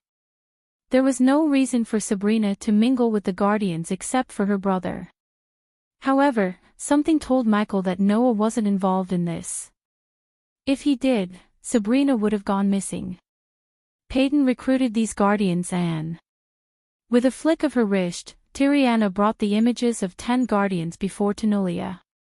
She then hesitated for a second. Noticing the reluctance shown by Tiriana, Tenolia creased her brows. What is it, Tiri? The last member she recruited is Sabrina. Tiriana waved her hand as Sabrina's image appeared directly in front of Tenolia. Sabrina Winston, Noah's little sister. As soon as Tiriana spoke these words, Tenolia's composure completely changed. She slammed the stone table as the images started to flicker. What? Tenolia's roar echoed through the war room. What the fuck was she thinking? Tenolia's creamy white skin turned red along with her eyes, which now looked as red as fire. She recruited someone who's not even a guardian. She slammed the stone table once again. Seeing Tenolia's outburst, Tiriana took a step back. Her legs were uncontrollably shaking because she had never seen Tenolia this furious before. That bitch is expendable. But not her. Tenolia pointed at Sabrina. If we are to lose Sabrina and Noah found out that his little sister died because of us, everything will be ruined. Michael confirmed his suspicion. Noah indeed had no idea about his sister's disappearance. What's up with that girl in trouble? Michael shook his head disappointedly. Despite his feud with Noah and the Supreme Guardian, Michael had a good impression on everyone in his family. Deanna and Ethan always treated him like another son. Imelda and Natalia was cool too, but now after the tournament, Michael had a feeling that they might not treat him as they used to. Despite Michael nearly beating Andrews to death, Sabrina acted as though she was his little sister in front of him. Michael too liked Sabrina. Visit L-World. com for the best no_vel_read_ng experience regardless. Now it seemed as Sabrina Winston got herself into trouble yet again. This time Michael would not be there to save her, but if only Michael knew she was his little sister. We have to find her no matter what. Immediately contact every single guardian in the southern continent. I'm authorizing Code Red. Use all and any resources. I need Sabrina found ASAP. I will contact the other alphas. Unfortunately, Tenolia took out some kind of orb and the next moment, she was beamed out from the warship to somewhere else. So Michael was unable to follow Tenolia. After Tenolia left the war room, Tiriana contacted the Guardians on the southern continent using several orbs. Her meeting with the Guardians took almost an hour. Only then, Tenolia appeared in the room once again with a golden parchment in her hand. Here, Tenolia threw the parchment to Tiriana as she cast the spell to enhance the continents. Magnier, just like before, the spell formed a light layer around the parchment before forming a holographic image of the contents above the table. The holographic image contained a black panther standing on its 2 legs like a human. The black panther had shiny fur, arms like humans, and wore a golden chain around its neck. Send men to bring him to me, Tenolia ordered Tiriana. Although Tiriana had no idea who this beast man was, she had a feeling that this beast man might be the only one who could find Sabrina.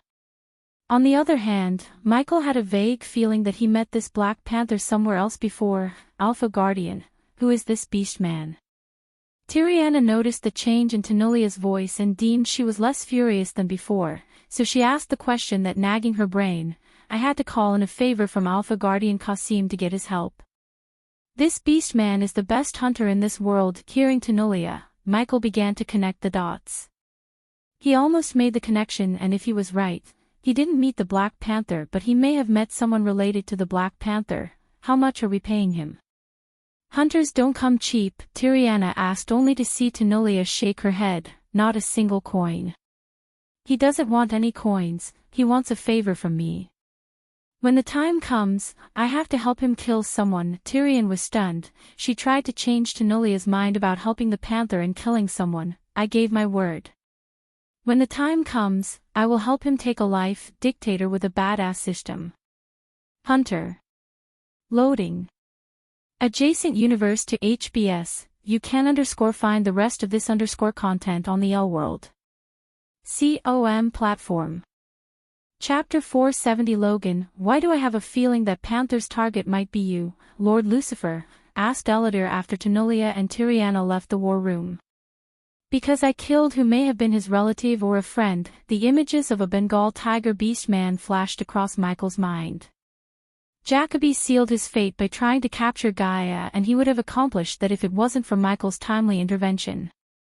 We have a bigger problem now. Michael quickly cornered all his other thoughts in case the threat was as bad as he thought. He would have a crisis on his hand. It was not like Michael liked to play goody two-shoes, but if Victor was a vampire and he was in the southern continent, he might start feeling on the southerners. The southern continent was Michael's stronghold where he wielded absolute power. Michael would let nothing happen to that stronghold until he built an army on the southern continent to conquer everyone and everything in this world. Only by doing this, he could fight off the great clans. Hey Eladir, have you ever heard of vampires?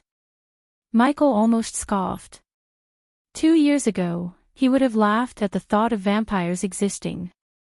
He couldn't do that now because he was transmigrated to another world with the system. As far as he was concerned, anything was possible in this world. No, Eladir simply dismissed Michael's suspicion. However, Michael wasn't completely satisfied. There must be a whole lot of things that even Eladir, a few thousand-year-old ancient being, didn't know about. Azazel, Michael established a connection with his demon butler. My lord, the butler responded in his utter obedient voice, contact everyone in the southern continent and order them to raise the security level. The villages in the outskirts must be guarded, no more reducing the strangers on the seas. They are to report to me immediately if they find anyone suspicious. While issuing orders to Azazel, he remembered something about vampires. Be on the lookout for anyone wear dark clothes to avoid sunlight. As you wish, my lord. After everything was said and done, Michael began his usual routine, trying to figure out the correct formula for his new potion. Even the system had no recipe for that. He was creating entirely a new potion, mixing alchemy and technology. The village of Rackdale was surrounded by lofty mountains and lush green fields. The hills were a beauty of their own, nature's beauty. Except for the name of the village, the people didn't change at all. From the time the village was founded, they grew vegetables, fruits, and other crops such as wheat, rice, and barley to support their lives. Twice a year, the crops would mature, and at that time, the village would look as though golden sheets blanketed it. Rackdale had a very little population, most of them were farmers and the rest of them traveled with the merchants to Krilta, one of the towns in Giselle, and sold their harvest in the city to earn better. Updated _ at Elworld. COM They were simple people. They eat what they grew, they wear simple clothes, and most of all, they loved each other and always stood by each other in their time of distress. There was a strong bonding between every person in the village. They were definitely not rich but very kind-hearted. Today the village was muddy, containing several puddles of water and countless footmarks due to the heavy fall last night. Currently, the sun was setting behind the lush green mountains, painting the village in a mild orangey-red tint. There was always an apple tree in the village for a tired villager to sit under and relax. On the outside, the simple beauty of the village had a soothing effect on the eyes. The evening was their time to relax with their families and take well-deserved rest. However, at this moment, rest was the farthest thing from them. We need to find my husband. My son has gone missing for 3 days. I have 5 goats missing from my farm. The village didn't have many big buildings. Most of the farmer houses were simple, built with brown woods found in the nearby forest and roofed using silver slabs sold for cheap in Krilta. Except for one building, none of them could hold more than 4 people, and that building was the village leader's house. At the moment, inside a hall lit with torches, the villagers were hollering at a 7 feet hulking man. He had medium-length brown hair, brown eyes, and a goatee. The man may have looked terrifying due to his hulking body and the man-sized warhammer he was carrying on his back. He was listening to the pissed-off villagers patiently. Boom! The sound of thunderclaps in the distance indicated the approaching heavy downpour. It was ominous. "Logan, we have to put together a party and search for them." An old man with a long beard walked out from the angry, worried mob of villagers. "Yeah, you were a mercenary before everything. You can come out of retirement and help us, Logan," a woman with puffy red eyes shouted from the crowd. Their words immediately brought down some of the memories Logan desperately wanted to forget. The images of his last job flashed across his mind. The gloomy crypt, the swarming undead, the dead bodies of his group, and the man who killed everyone. Ever since that day, Logan wondered why he left him alive. No! Logan's sudden thunderous roar instantly killed the commotion in the hall. The villagers shuddered as all their faces went pale. They had never seen Logan lose his calm ever. Reeling what his outburst did, Logan took a deep breath, calming himself down. "Tomorrow we will go to Freedom Town and request King Tiberius' help." Just before the people could react to his words, a teenage boy slammed the door open. The boy was running towards Logan, completely soaked wet. His face and leather armor was smudged with mud. Visit Elworld. COM for the best no_vel_read_ng experience, Captain. Captain Rogers. The youngster mumbled. Then some of the citizens saw it.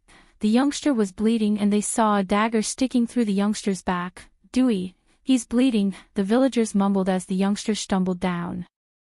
Logan immediately caught him before the youngster could hit the floor. He then gently placed the youngster down. "Dewey, what happened? Where are Captain Rogers and the rest of your team?" While questioning the young man, Logan looked at the old man, telling him wordlessly to go and bring the village healer quickly.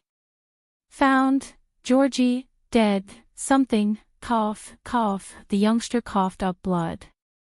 Logan gently grabbed the dagger sticking out of his back. The dagger was deep into the youngster's spine. Logan could feel it. He had enough life experience to tell that this youngster was on the verge of death, and Sue embraced the darkness. Nonetheless, Logan wanted to lessen his suffering as well as get as much information as he could. "Everyone, blood, drain, cough, cough." Logan and the surrounding people could barely make sense of the mumbling coming out of his mouth. "Cough, killed, cough." The youngster began to cough up blood more and more. "It's gonna be alright, Dewey, you're gonna be alright. The healer will fix you right up." Logan smiled at the youngster, trying to make him calm down. He was a big man with a big heart, so he wanted to send the young man as painlessly as possible. "My son." All of a sudden a woman completely soaked in rainwater rushed into the room. She pushed aside everyone who stood in her way. When she saw Dewey lying on Logan's lap, bleeding and fighting for his life, she collapsed to the ground. For some reason, Logan couldn't look the woman in her eyes. He blamed himself. It felt as if he did something sooner, Dewey wouldn't have been like this. "Dewey!" The mother shouted, "What happened to you?" "No. Oh my God. Someone help me." Her sickening cry echoed through the hall.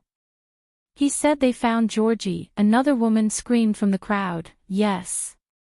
New_chap_ters are pub_lished on Elworld. COM, we have to do something and do something now, yes." The crowd began to roar. Logan, however, didn't hear anything but the cries of a mother who is going to lose her son soon. He couldn't even imagine what she was going through. If he was to lose his wife Tessa, he would break into a million pieces. She was the only thing that kept him together and gave him a new life after the traumatic events he experienced on the undead island. Every day he had nightmares. It took everything in him to fight through the nightmares and overcome the traumatic experiences. He promised himself that he would leave the mercenary life behind. However, seeing Dewey's mother, Logan decided to take on a task one last time. Gary, put together a team. I'm going to find Georgie and everyone. Logan stood up with a resolution in his eyes to find the disappeared villagers. Until now, 20 people in the village had mysteriously disappeared, including 3 children and 2 young girls. At first, they thought they left the village, then, they thought those villagers were lost in the forest. Only when the team sent into the forest disappeared too, did they realize that something was wrong. Of course, if Logan didn't leave for Gisel to get some financial help from the Senate, he would have sent for a search party sooner. It took the temporary village leader 2 weeks to realize those people were actually missing. Logan left the hall and entered his room where he saw his wife peacefully sleeping on the bed. Her pail was illuminated in the candlelight on the stool beside the bed. Other than the bed and his wife, there was only an oak wardrobe and several roses in mud pots. He walked toward his wife. When he reached her bed, he moved aside her red hair and gently kissed her on the forehead. Sleep well, Tessa. I will come back to you as soon as possible. It's time I find these people. She slowly opened her eyes. Her eyes were tired as her skin was so pale. Looking at Logan, Tessa blacked, but her eye movement seemed restricted. I will take care of myself, Tess. Don't worry. Logan closed her eyes gently before placing another kiss on her forehead. Turning back, he walked towards the wardrobe, not to wear any new clothes but to take something he shouldn't. He was welcomed by several brown robes and skits neatly stacked as he opened the wardrobe. He opened one of the drawers where there was another set of brown robes. He lifted the stacked robes to see the empty bottom. Only he knew that it was a false bottom and lifted up the false bottom, revealing a black card and a spider-shaped pendant lying there. Am I going to regret this? He asked himself, thinking about what he was going to do. Logan is one of the team member who went with Ross to the undead island. Refer chapter 237 if you don't remember him. ***. This _ content is taken from Elworld. Siom. Chapter 471 Mysterious Cannibal. For a few moments, Logan just stared at the card and the spider pendant on the bottom of the drawer. He had no idea what the card and the pendant would do. He was left with this card and the spider pendant when he woke up in a dark alley of Krylta City. His instincts told him to take these items with him. He could feel in his guts that he needed these. Yet the memoirs they stirred in his mind prevented Logan from touching the card and the pendant. I hope not to see you again, David, Logan mumbled, or whatever your name is. Logan closed the drawer and left the room. As he walked out of the room, he saw the villagers with various makeshift weapons in their hands. Man, woman, child, every single one had some kind of weapon. The old man with a long white beard approached Logan, scratching the back of his head. Sorry, Logan, they are all pretty adamant about following you. They all want to find what's going on here. Seeing the villagers with weapons reminded him of Ross' team. Although Logan worked with many mercenaries and saw many of them die in front of his eyes, what happened on the undead island stalks him to this day. He felt so insignificant and powerless in front of David, an entity who could use magic inside the void line. Ross and the team were the best of the bests, yet they were no match for David. He killed them in a matter of seconds. If he had wanted, he could have killed Loga. For some reason, David left him alive, with the card and the pendant. I can't take all of you with me, Logan sighed. We are ending this, Logan. Yes. I am sick of this. Let's go. The villagers violently shouted. After being worried and scared, the villagers now became pissed.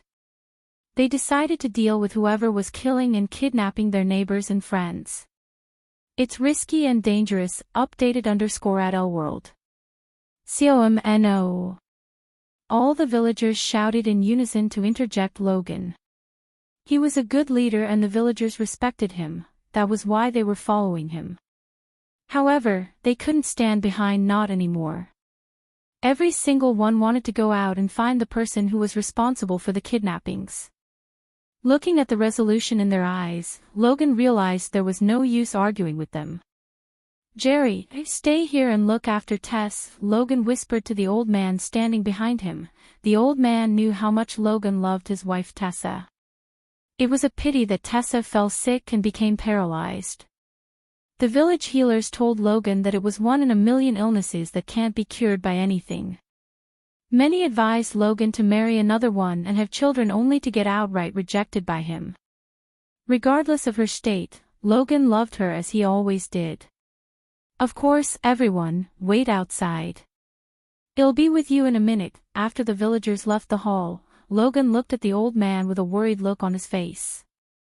The fearless leader wall he erupted in front of him crumbled down, revealing the vulnerable side of Logan. "Follow me." The old man followed Logan into his bedroom and saw Tessa sleeping peacefully, or at least, the old man thought she was sleeping peacefully. The old man saw Logan open up the wardrobe and soon, he took out a black card and a pendant. "If I don't come back, bring this to a man named H in Krilta and ask for David." Logan himself did not clearly understand the reasoning behind his order. "I have this sick feeling in my guts about this, Jerry. It's like something evil is hovering over us." Logan lowered his voice and said to the old man. Surprisingly, the old man nodded. "Me too, Logan, do as I said. Sometimes we need one evil to defeat another." The old man didn't comprehend the meaning behind his words. Logan turned his gaze towards his wife once again. "Take care of her." Logan's voice stuttered as the old man patted him on the shoulder. Visit to Elworld. Discover_new novels. You should go. The villagers are waiting. Logan nodded back, leaving the hall. He only carried his warhammer on his back. He didn't even wear armor because armor would restrict his movements, thus, reducing the power of his attacks. The heavy rain was pouring down from heaven as everyone was soaked wet. Nevertheless, the villagers gave no crap about the rain. They were too tired of this. At this moment, they only wanted to find the criminal and stop living in fear. Leave the children at home. Logan couldn't bring himself to lead a bunch of children into a place that might be a death trap. Most of the children among the villagers were between 12 to 15 years old. They wanted to fight, but Logan had no intention to bring them with him. The villagers took a few minutes to think about it and decided to leave the children behind. Of course, the hot-blooded kids refused and tried their best to accompany them to the forest, but no avail. Everything said and done, the villagers led by Logan made their way towards the forest.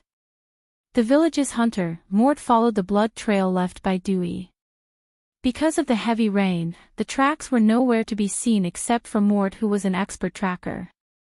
With his help, they were able to follow the trail.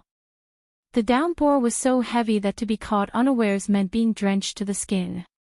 Each drop was as large as a cartoon tear, and they felt like gravity had been turned up a notch. The flashes of lightning were their only light source that lit the path before him and enabled Mort to locate the blood trail.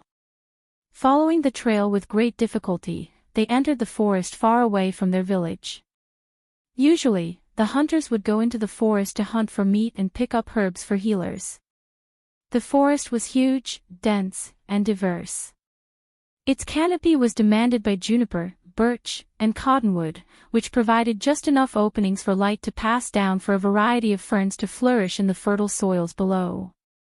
Coiling branches held onto the occasional tree, and a variety of flowers, which grew dispersed and sparingly, stood out against the otherwise uniform backdrop.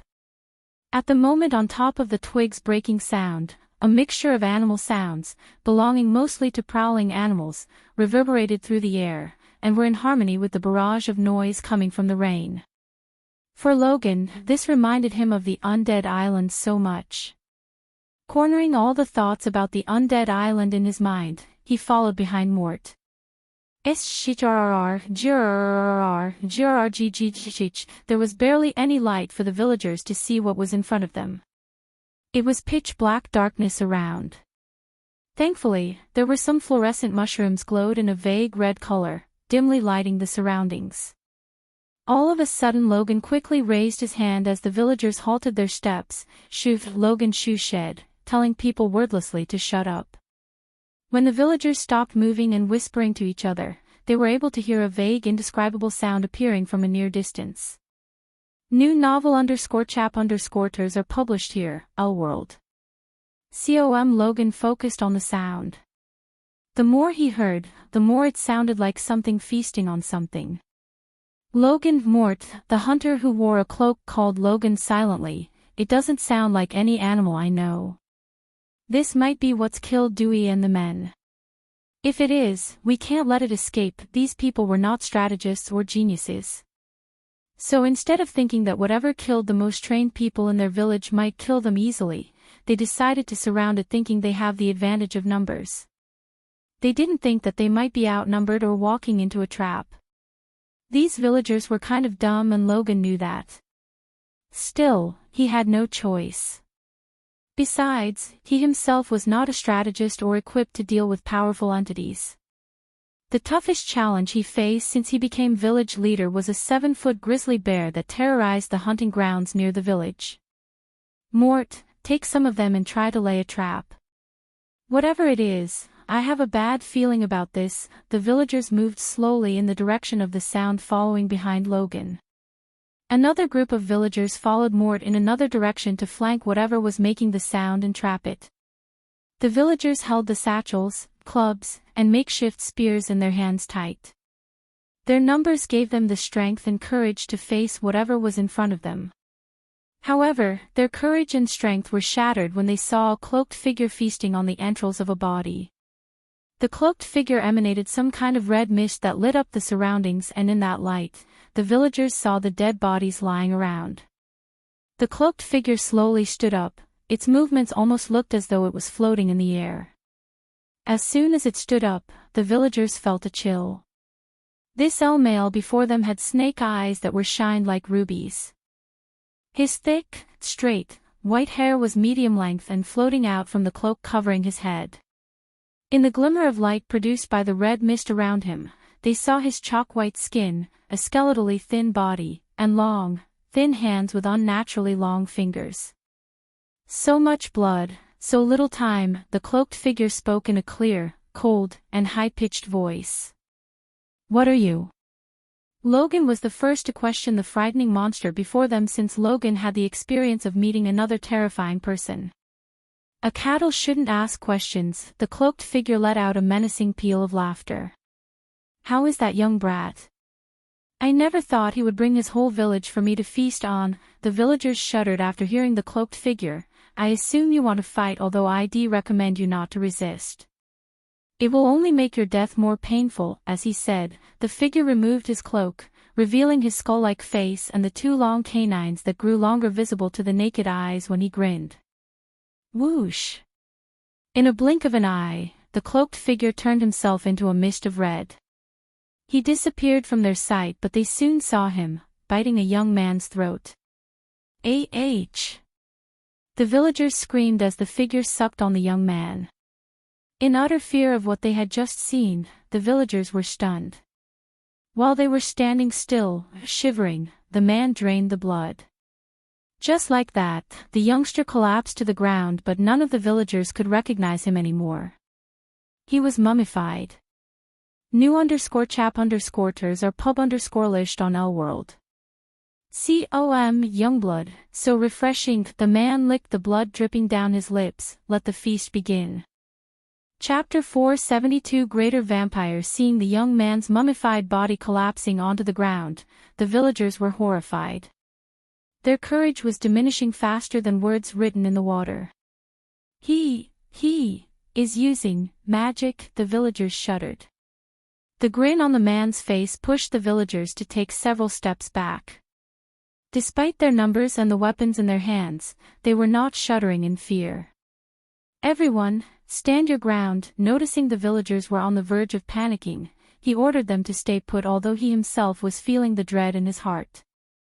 Logan witnessed what a man with magic could do to highly trained soldiers. Ross and his team didn't stand a chance in front of David, a magic user, let alone these villagers. The most dangerous threat most of these villagers faced was farm rats. You can also use magic. Logan tried to establish a conversation with the man so he could formulate an escape plan. Logan realized that lives are going to be lost. Still, Logan wanted to minimize the casualties as much as he could. After hearing Logan, the grin on the man's turned colder. You think I'm stupid? No one can use magic. The man had a power that enabled him to detect lies using the heartbeat. He sensed no bluff but truth. It's no bluff. Just like you, he also used magic. Logan planned to draw all his attention toward him. This might let most of the villagers escape the area while he fights the man. He still had no idea how powerful the man was. In the best-case scenario, he would be able to fight the man for a few minutes. In the worst-case scenario, the man instantly kills him and slaughters all the villagers. Why didn't he consume you? The man was curious. As far as he knew, only his kind would be able to use arch energy inside the void line. However, his kind would leave no witnesses alive. That's how they stayed hidden for centuries. If what Logan said was true, which seemed to be the case according to his heartbeat, the magic user let him live. That didn't seem like a man of his kind would do. Logan felt sick just by the fact this man ate those men. He cannibalized them and it was horrifying. Logan thought David was terrifying, but compared to this man-eater, he seemed normal and pleasant. By consume, if you meant eating them, he didn't. The man was shocked yet again. His kind would always consume their victims. Consuming blood and flesh was their lifeline. Without that, they would cease to exist. Instead, he offered us a chance to serve him. Logan could see the dark lines on the man's forehead getting darker and darker. He will consider a wage of war if you kill us or harm us in any way than you've already done. The man immediately snapped as he sensed Logan's lie. Lie! The man dashed at Logan like a panther. Ding! The man underestimated Logan's reflex. Logan's warhammer met the man's fingers, which now had grown into long sharp claws. Not bad, the man menacingly laughed as he jumped back a few meters. For a dead man, he said, dashing at Logan once again. This time, his speed multiplied by several folds. Logan was barely able to see him. Full_out current_novel on L-World. Com ding. Logan's instincts made him raise his warhammer to defend himself. Arg! Logan growled when the man's claws scratched his bare chest. The villagers who saw their beloved leader bleed for them kindled the flame of courage in their hearts, at least in most of their hearts. A few of the farmers jumped at the man. Whoosh! Whoosh! Whoosh! The villagers who tried to attack the man suddenly halted their movement. No one could notice the red lines appearing around their necks. Soon, their heads separated themselves from their neck and hit the ground with a sickening thud sound. Before the other villagers could react by screaming, the man dashed at the three headless bodies and sunk his teeth into one of the bodies of a male villager. In a couple of seconds, the body withered, completely drained of blood. Just like the youngster the man killed a few minutes before. He didn't stop with that as he grabbed the other body, sunk his teeth into the neck, and drank all the blood. He was about to consume the third villager. Logan dashed at the man with his warhammer rose up. Boom! The warhammer missed the target as the man evaded it. The ground shook a bit due to the force behind the swing. It created a tiny crater in the ground. The man was surprised by Logan's raw strength. The shock wave created by the warhammer knocked down a few of the villagers. Logan quickly balanced himself to face the man before he could kill any more of them. Run! Logan shouted as he dashed at the man. Logan swung the warhammer so effortlessly as though it was weightless. For a human, Logan was strong and fast. He kept swinging the warhammer to stop the man from killing any more villagers. Silly little cow, the man snickered. The man saw Logan keep swinging the warhammer chaotically. Logan's movements were getting slower and slower. The man's grin grew wider and wider. He put one hand behind and deflected Logan's attack with the other. The man seemed pretty relaxed and toyed with Logan. Boom. Arg. You can find the rest of this content on the L-World .com platform. This time, the man shouted while flung into the trees several meters behind him. Logan pretended to get tired and lose his touch. Luckily, the man fell for that trick. When he dropped his defense and acted cocky, Logan utilized that moment to send his warhammer straight into the man's rib cage. Logan felt a couple of ribs being crushed by his warhammer. Run away! Logan once again shouted at the villagers. Blood wave. As soon as Logan heard these words, a wave of hot blood blasted him and the villagers away. The blood disappeared from existence as soon as it appeared. Whoosh! Whoosh! Whoosh! Logan felt a wave brush past his face. His instinct automatically turned his head towards the villagers. Bastard! Logan burned in rage when he saw the man cleaving several heads off. He sucked their blood so fast that he mummified 10 villagers within a minute. The more blood he sucked, the bigger he grew, the less he looked humane. The chalk-white skin gradually lost its whiteness and turned muddy brown. Then the red mist shrouding him faded into nothingness. They were all pretty obvious changes, but not as the extra 3 arms grew out of his back. Using his 5 arms together, he ripped off the cloak he was wearing to reveal the skinless bloody body hiding beneath the cloth. Logan felt nauseated just by looking at this horrifying monstrosity. I'm gonna feast on all of you, the man spoke in a chilling demonic voice. Inch by inch, he stepped closer to the villagers. Fight! Run! One group of villagers swallowed their fear and tried to fight while the other tried to escape into the woods. Logan picked himself up to fight the monstrosity even though he knew that the chances of them surviving this had grown slimmer.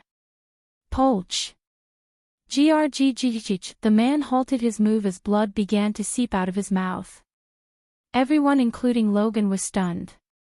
They then noticed pointy steel coming out of the monster's chest. Mort! Logan saw Mort, the hunter standing behind the creature drilling the steel spearing into him. Mort retrieved the spear out only to stab the monster again and again. After being stabbed through the chest several times, the monster finally drew his last breath. It collapsed onto the group. Visit to L-World. Com discover _new novels. It's dead. Oh God, is it really dead? Mort. The villagers were stupefied, looking at the dead monster in front of them. Some of the daredevil villagers approached the body, kicking it to see if it was alive or dead. Seeing the body did not respond, they thought it was dead and dropped their guard. Mort! Logan picked himself up with the support of his warhammer.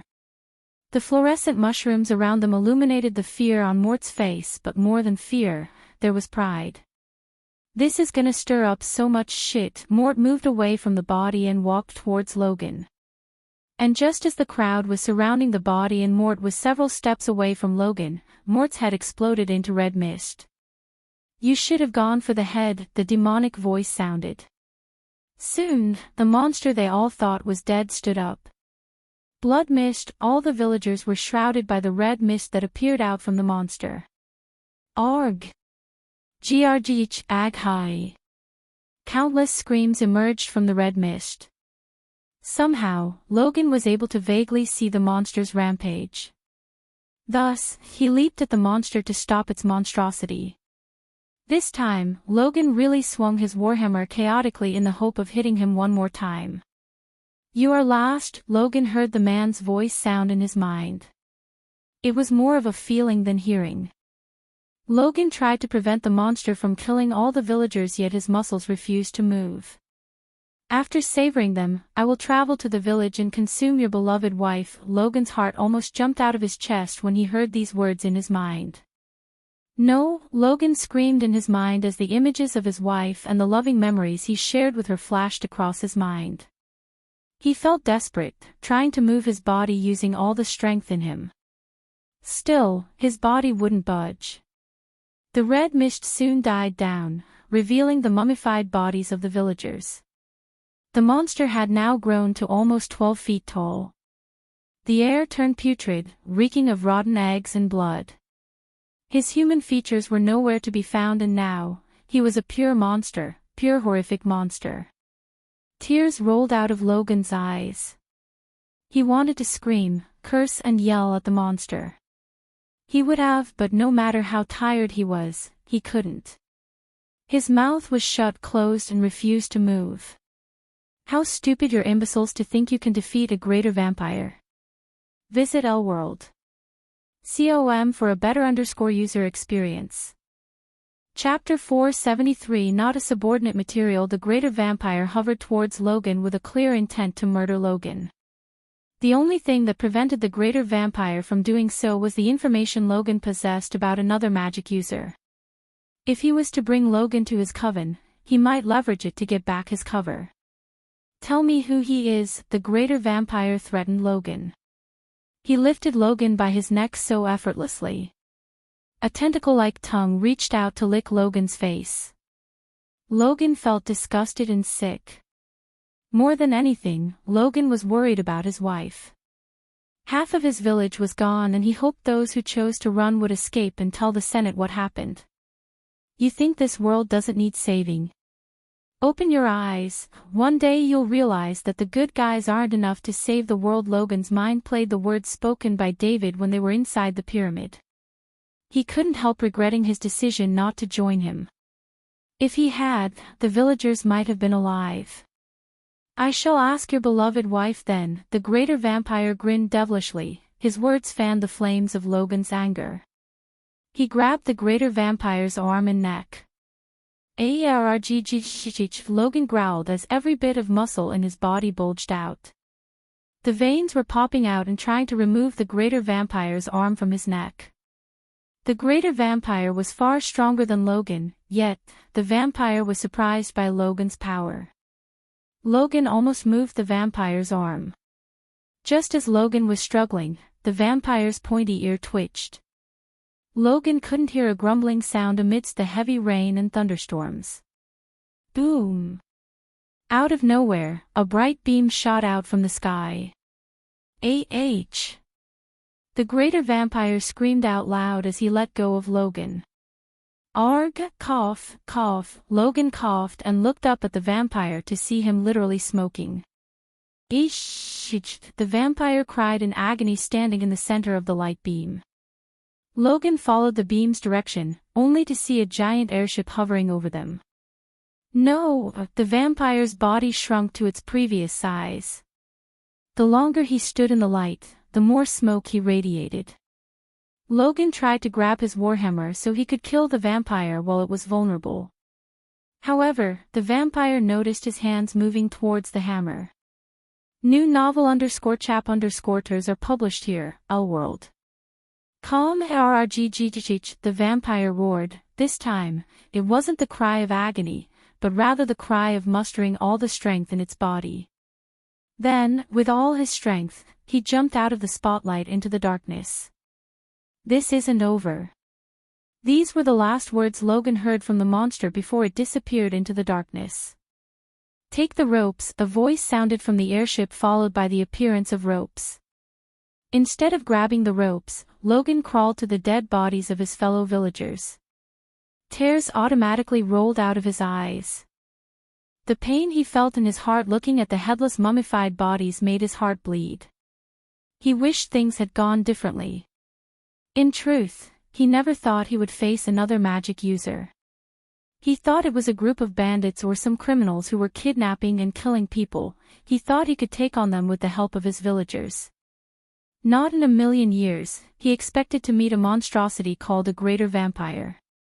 Buddy, take the ropes before that thing comes back to finish what it started. Another less serious voice talked to him. Finally, after letting out a heavy sigh, Logan grabbed the rope hanging in front of him. He grabbed it as the ropes lifted him towards the airship. The bottom of the airship slowly opened, letting Logan into the airship.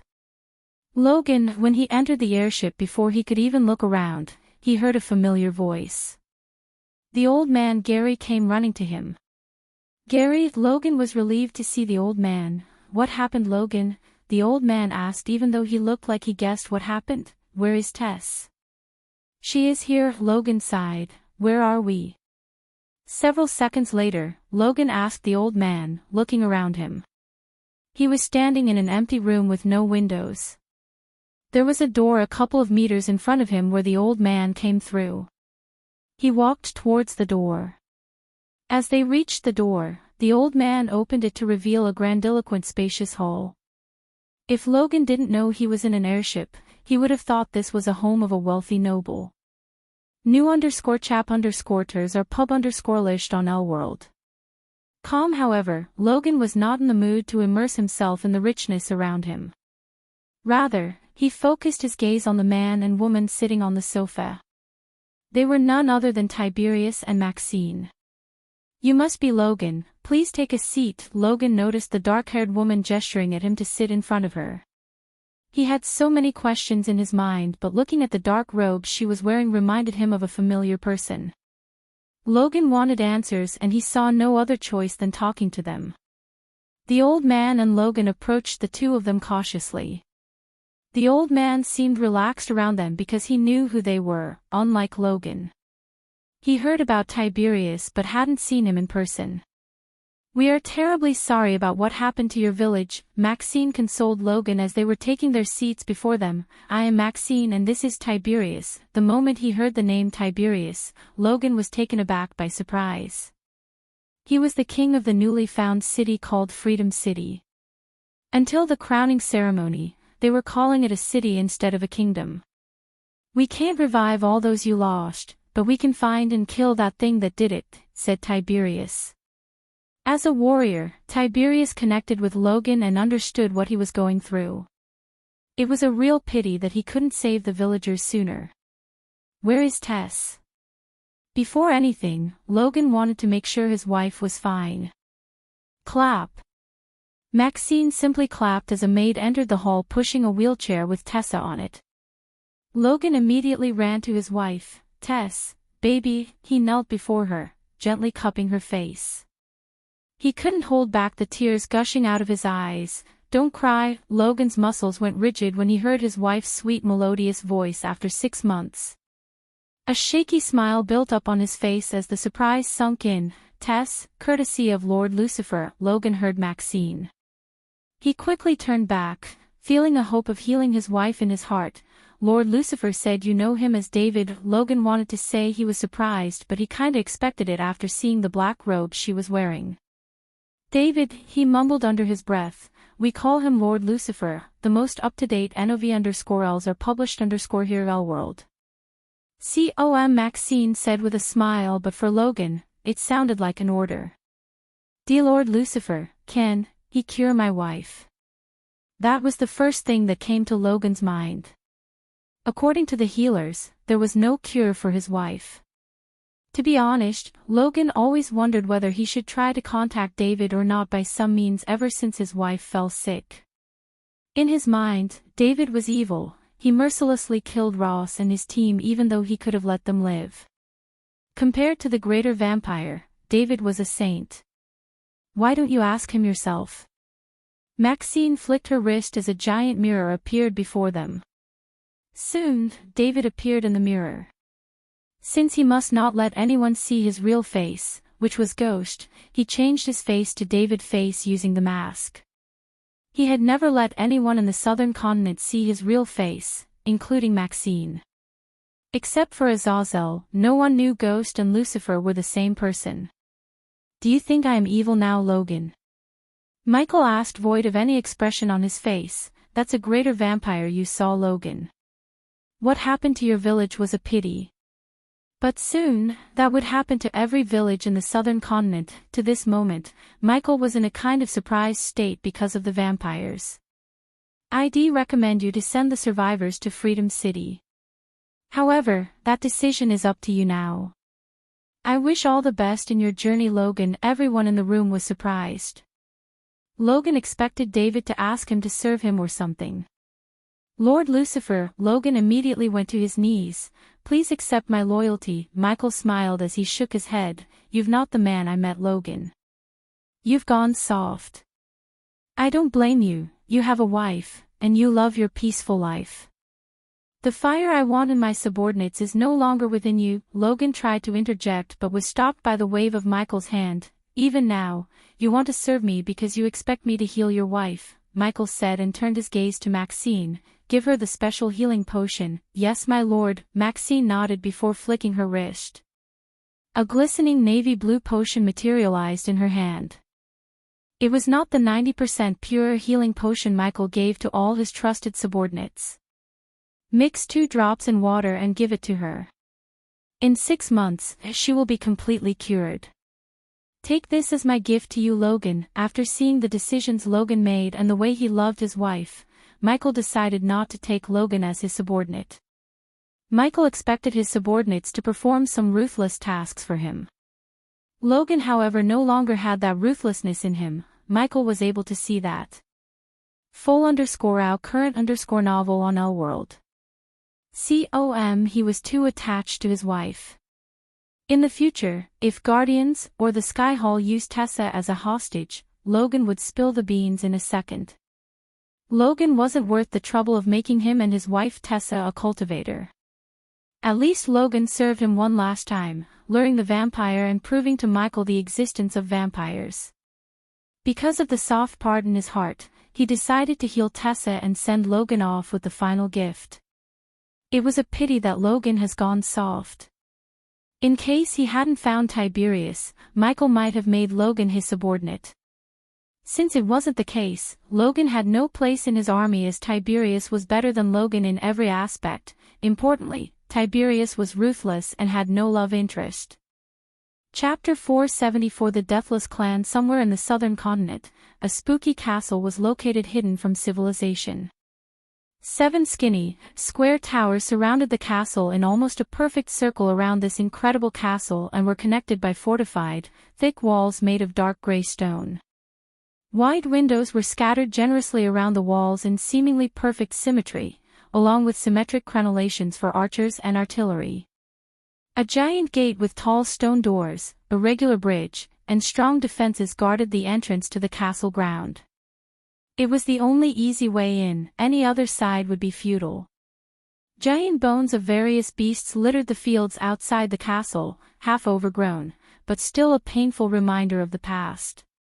Unknown to the world, this castle had stood the test of time. It stood it well, but cracks began to show here and there.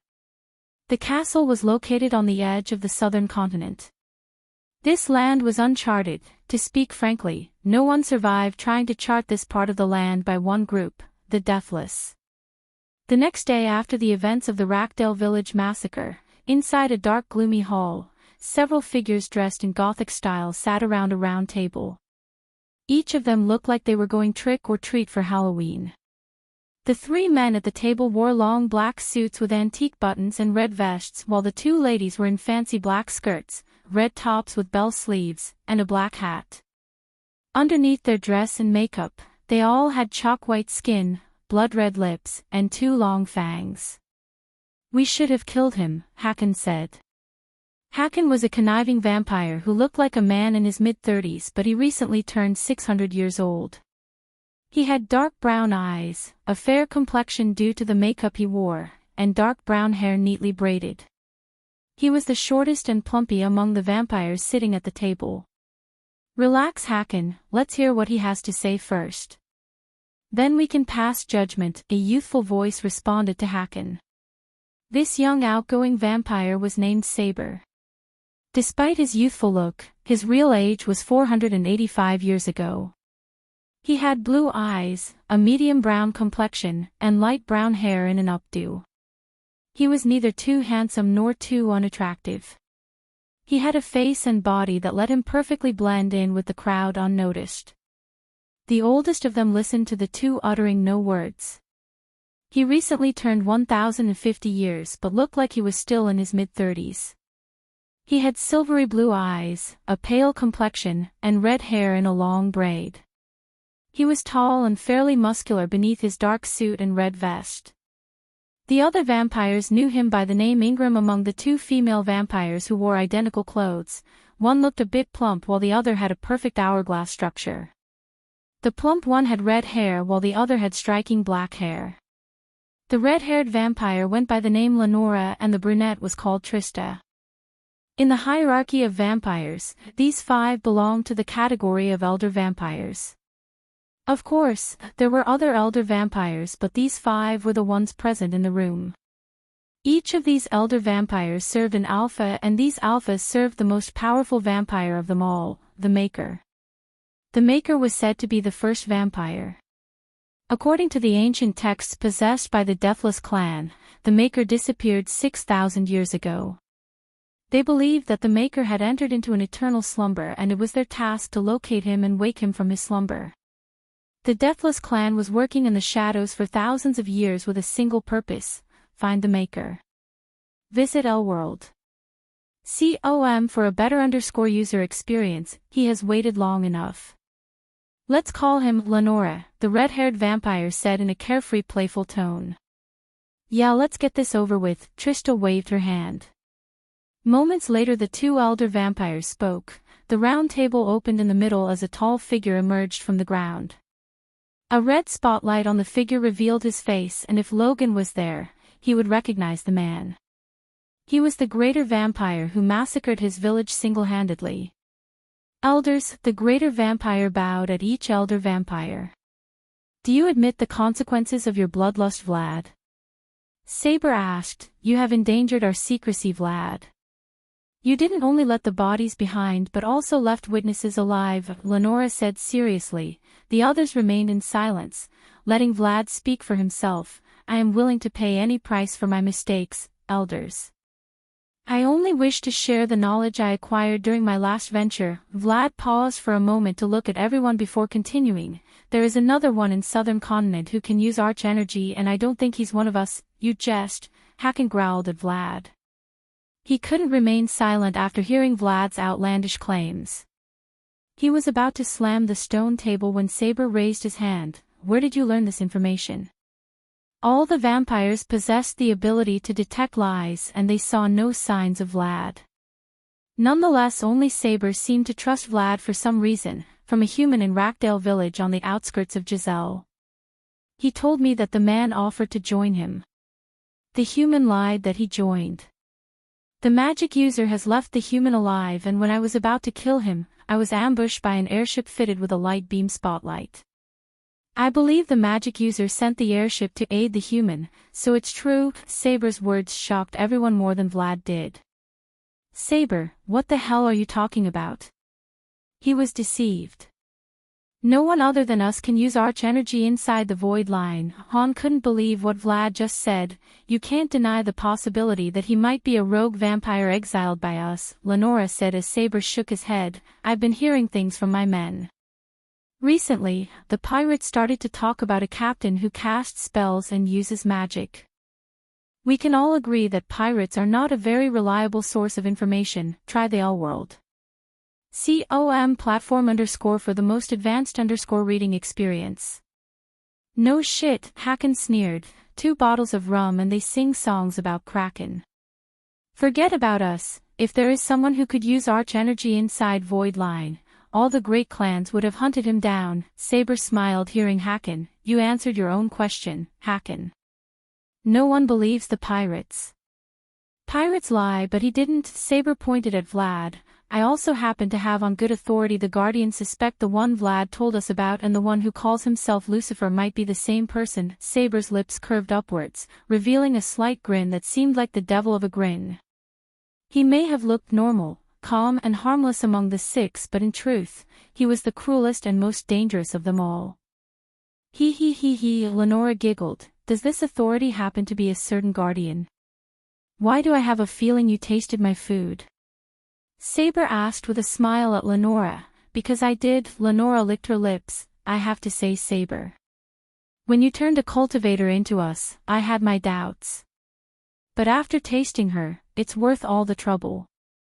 I'm thinking about getting cultivator minion myself. Seeing the conversation straying away from the right track, Trista clapped her hands. What should we do with him? Trista asked, pointing at Vlad. What else? The smile on Saber's face faded away. Kill him, Saber said, snapping his finger as Vlad exploded into a bloody mist. What the fuck, Saber? Hakan growled. You ruined my clothes, how about I treat you to a special meal? Leaving the bloody mess of Vlad behind, Saber took Hakan to his special lair underground where he kept a special blood meal. For more _novel, visit Elworld. Meanwhile, in the Akilan realm, Michael was standing in the middle of the Black Forest with Gaia and Eladir. They had a boar in a steel cage in front of them on the ground. Can you at least give us a clue? Gaia leaned on Michael, trying to seduce him to spill the beans. With a proud smile on his face, Michael took out a muddy brown potion in his hand. The potion was glistening brightly inside the vial. The boar was in a paralyzed state, so it didn't even budge when Michael bent down to pour the potion into its mouth. Little by little, the poutine went into its mouth. Gaia stared at the boar, expecting something, although she had no idea what to expect. Even Eladir was curious about the potion because Lucifer was working on the potion for almost 6 months non-stop. After finishing pouring the potion into its mouth, Michael kicked the steel several meters away from him. When the steel cage hit the ground, the steel cage opened. At that same time, the paralyzing poison Michael injected into the boar wore off. Thus, the boar leaped out of the cage.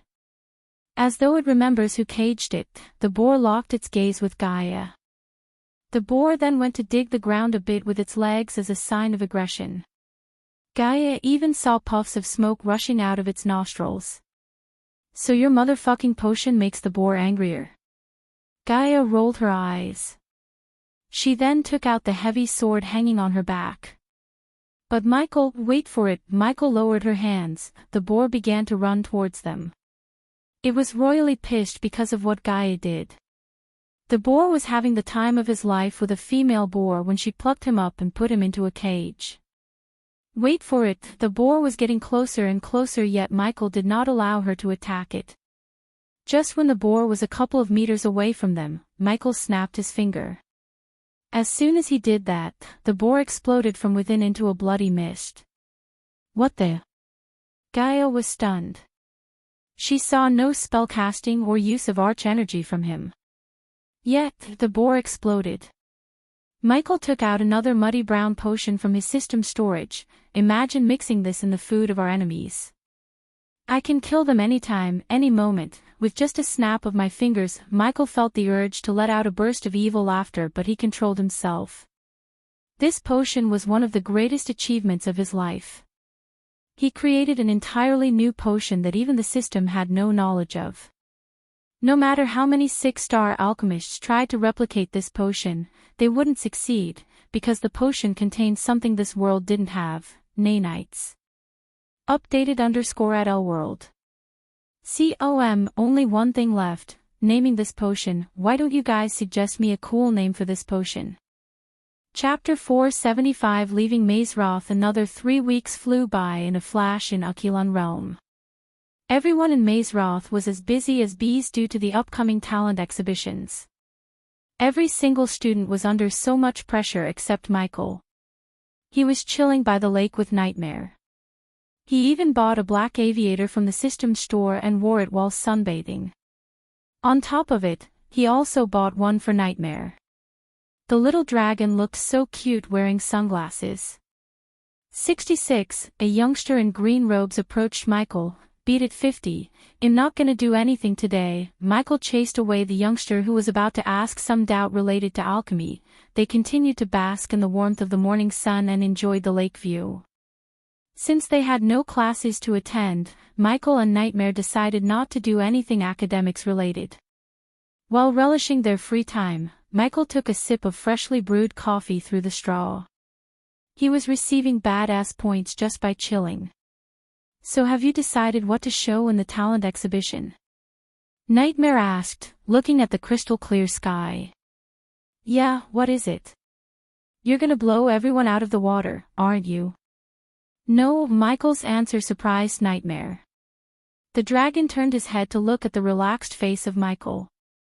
You always show off, frowned Nightmare, not this time. I'm gonna put together a potion that would make people float, cool. Nightmare lowered the sunglasses for a moment before raising them up. Nightmare realized the reason for his lack of commitment to creating a new potion for the talent exhibition. 99% of the students were working their SS off to impress Sky Hall representatives and getting assigned to any of the Sky Hall organizations. That leftover 1% was students who had no desire to join Sky Hall, such as Michael, Victoria, and Edith. Speaking of Victoria, she was looking at Michael and Nightmare from a distance. What's he doing? And where did he find those black glasses? Edith asked. She couldn't help giggling at Nightmare. He was too cute. What does it look like? He's taking a rest, Victoria said, showing no emotion. Her emotionless face quickly showed some expression as she creased her brows. She noticed Diego, who got his ass kicked by Ghost, approaching him with a couple of his lackeys. Diego growled as Michael lowered his glasses. I want a rematch, Diego growled again. Fuck off. Michael did not even consider Diego's request for a rematch. For more _novel, visit Elworld. Calm unexpectedly, Diego didn't lose his calm. He remained, uttering no cuss words. This time, rematch, no restrictions. Are you man enough to accept my challenge? Diego pointed his finger at Michael and challenged him. Now you're being cliché. Go away, it's my rest day. Michael was too lazy to even look at Diego. He will accept it. All of a sudden, Michael heard the cold waspish voice sound in his ears. Professor Lane. Diego and his lackeys quickly straightened their bodies. As Professor Lane landed on the grass field beside Nightmare, Michael and the little dragon removed their glasses and stood up. Since you have so much free time, I will allow this duel to happen. Professor Lane gave both Michael and Nightmare a death stare. However, that gaze was way better than what he gave to Diego and his lackeys. Monkeys have bigger brains and fashion sense than you buffoons. Before Diego or his lackeys could respond to Lane's comment, he flicked his wrist as a bright light enveloped all of them. The next moment, Michael noticed he was standing in the middle of the arena. The students needed distraction, Professor Lane exclaimed. Michael was really pissed off by Lane. He was a soul refining stage level 2 cultivator, whereas Diego was only at the core strengthening stage level 1. He wasn't against kicking Diego's ass, but he was worried about revealing his own cultivation stage to others. It was obvious Professor Lane was upset with Michael because he didn't create a mind-blowing new potion or a pill. A potion that would enable someone to fly was borderline pointless. Still, Michael went with that because he was not stupid enough to give a super powerful potion to Sky Hall which could be later used against him. Diego had no idea about the power gap between them. He was still thinking that Michael was in the core formation stage. In his mind, if he could use Arch Energy, he could defeat him and wash away the shame. What surprised Michael, though Lane too didn't have a clue about his cultivation stage. If he had, he wouldn't have permitted this duel. Professor Lane stood between Diego and Michael until the area got filled with students. A rematch between them was too tempting for the students to ignore. Victoria and Edith came to the arena with the rest of the Warrior House students. It was a sudden battle, but surprisingly the students of each house managed to draw signboards showing their support for each participant. Unlike the first duel they had, this time, Michael had way too many supporters from the Alchemist's house. 66, 66, 66, 66, the most up-to-date NOV_Ls are published _here Elworld. COM. They were cheering for Michael loudly as the scene reminded Michael of the tournament. Let's get this over with. Michael sighed. Unknown to him, a special person came to witness the battle disguised as House Runemaster's students. It was none other than Rowena Winston, the Holy Maiden of Sky Hall. Just like Michael, she got bored and decided to chill. When she saw the commotion, she decided to come to the arena. You can go chill out, Michael patted Nightmare on the head. The dragon nodded, then, he snickered at Diego. I hope you have a healing potion with yourself. Diego might seem calm outside, but inside, he was burning with rage. He wanted to rip the wings off that snarky dragon and teach it a lesson. For now, he had to deal with his master. After everything was said and done, Professor Lane simply flicked his hand as a giant chakra flicked in the ground. It will keep you alive. Professor Lane didn't linger around. He took off into the air, leaving Michael and Diego behind. Michael felt nothing, but Diego could feel his arch energy returning to his body. I was waiting for this moment for so long. Diego cracked his knuckles. Michael, on the other hand, just like before, said nothing. He just lowered his sunglass. Begin, Ignitia. Not even a millisecond passed by after Lane uttered the word begin when a golden bolt of lightning shot out of Michael's finger and penetrated through Diego's throat. Shich. Diego clenched his throat as blood gushed out of the wound. He dropped to his knees, losing all the strength in his body. The chakra beneath him began to glow in green, and soon, a light layered Diego's body. The students were utterly shocked. Many didn't even see what just happened. The duel was finished as soon as it began. All the cheers resounding in the arena stopped abruptly. Michael raised his sunglasses and looked badass doing it. Professor, can I leave now? Michael looked up, asking Professor Lane. For the first time since Michael met him, this was the first time he saw Lane shocked. Professor Lane was unable to answer Michael for a few moments. Not only him, but Rowena was also surprised. So he is the ghost, Rowena said to herself. Ever since Rowena heard Ghost saved her mother, cousin, and Sabrina, she wanted to meet Ghost in person. But due to some reasons, she was unable to do so until now. As the Holy Maiden, she had access to all student records. Thanks to those records, she identified Michael successfully. This _ content is taken from L-World. Not yet. Professor Lane regained his cold demeanor. He completely ignored Diego as he landed in front of Michael. Here, Michael saw Professor Lane taking out a silver parchment from his space ring with a flick of his wrist. You're excused from the talent exhibition. You can leave whenever you want and return after the holidays. Everyone, including Michael, was surprised by the sudden gift from Professor Lane. The holidays were supposed to start 3 weeks after the talent exhibition. Michael removed the sunglasses. Well, thank you, Professor. It's better you don't show yourself in the talent exhibition than underselling yourself there. Michael didn't expect this from Professor Lane.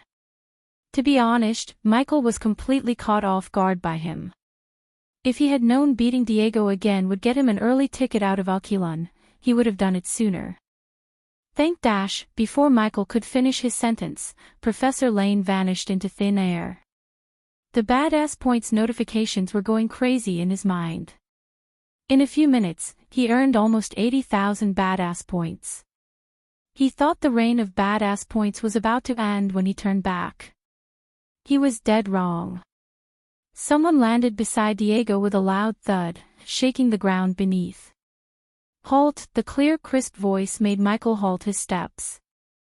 Without even turning back, Michael knew who was standing behind him by the reactions of the students around him. Just as he guessed, he turned around to see the head prefect Elliot Watson, clad in full silver armor, looking at Michael. The array placed in the arena almost healed Diego back to full health. Not another duel. Michael was annoyed inside. Although fighting them would get him a ton of badass points, he felt bored fighting arrogant young masters. He had better things to do than wasting time on them.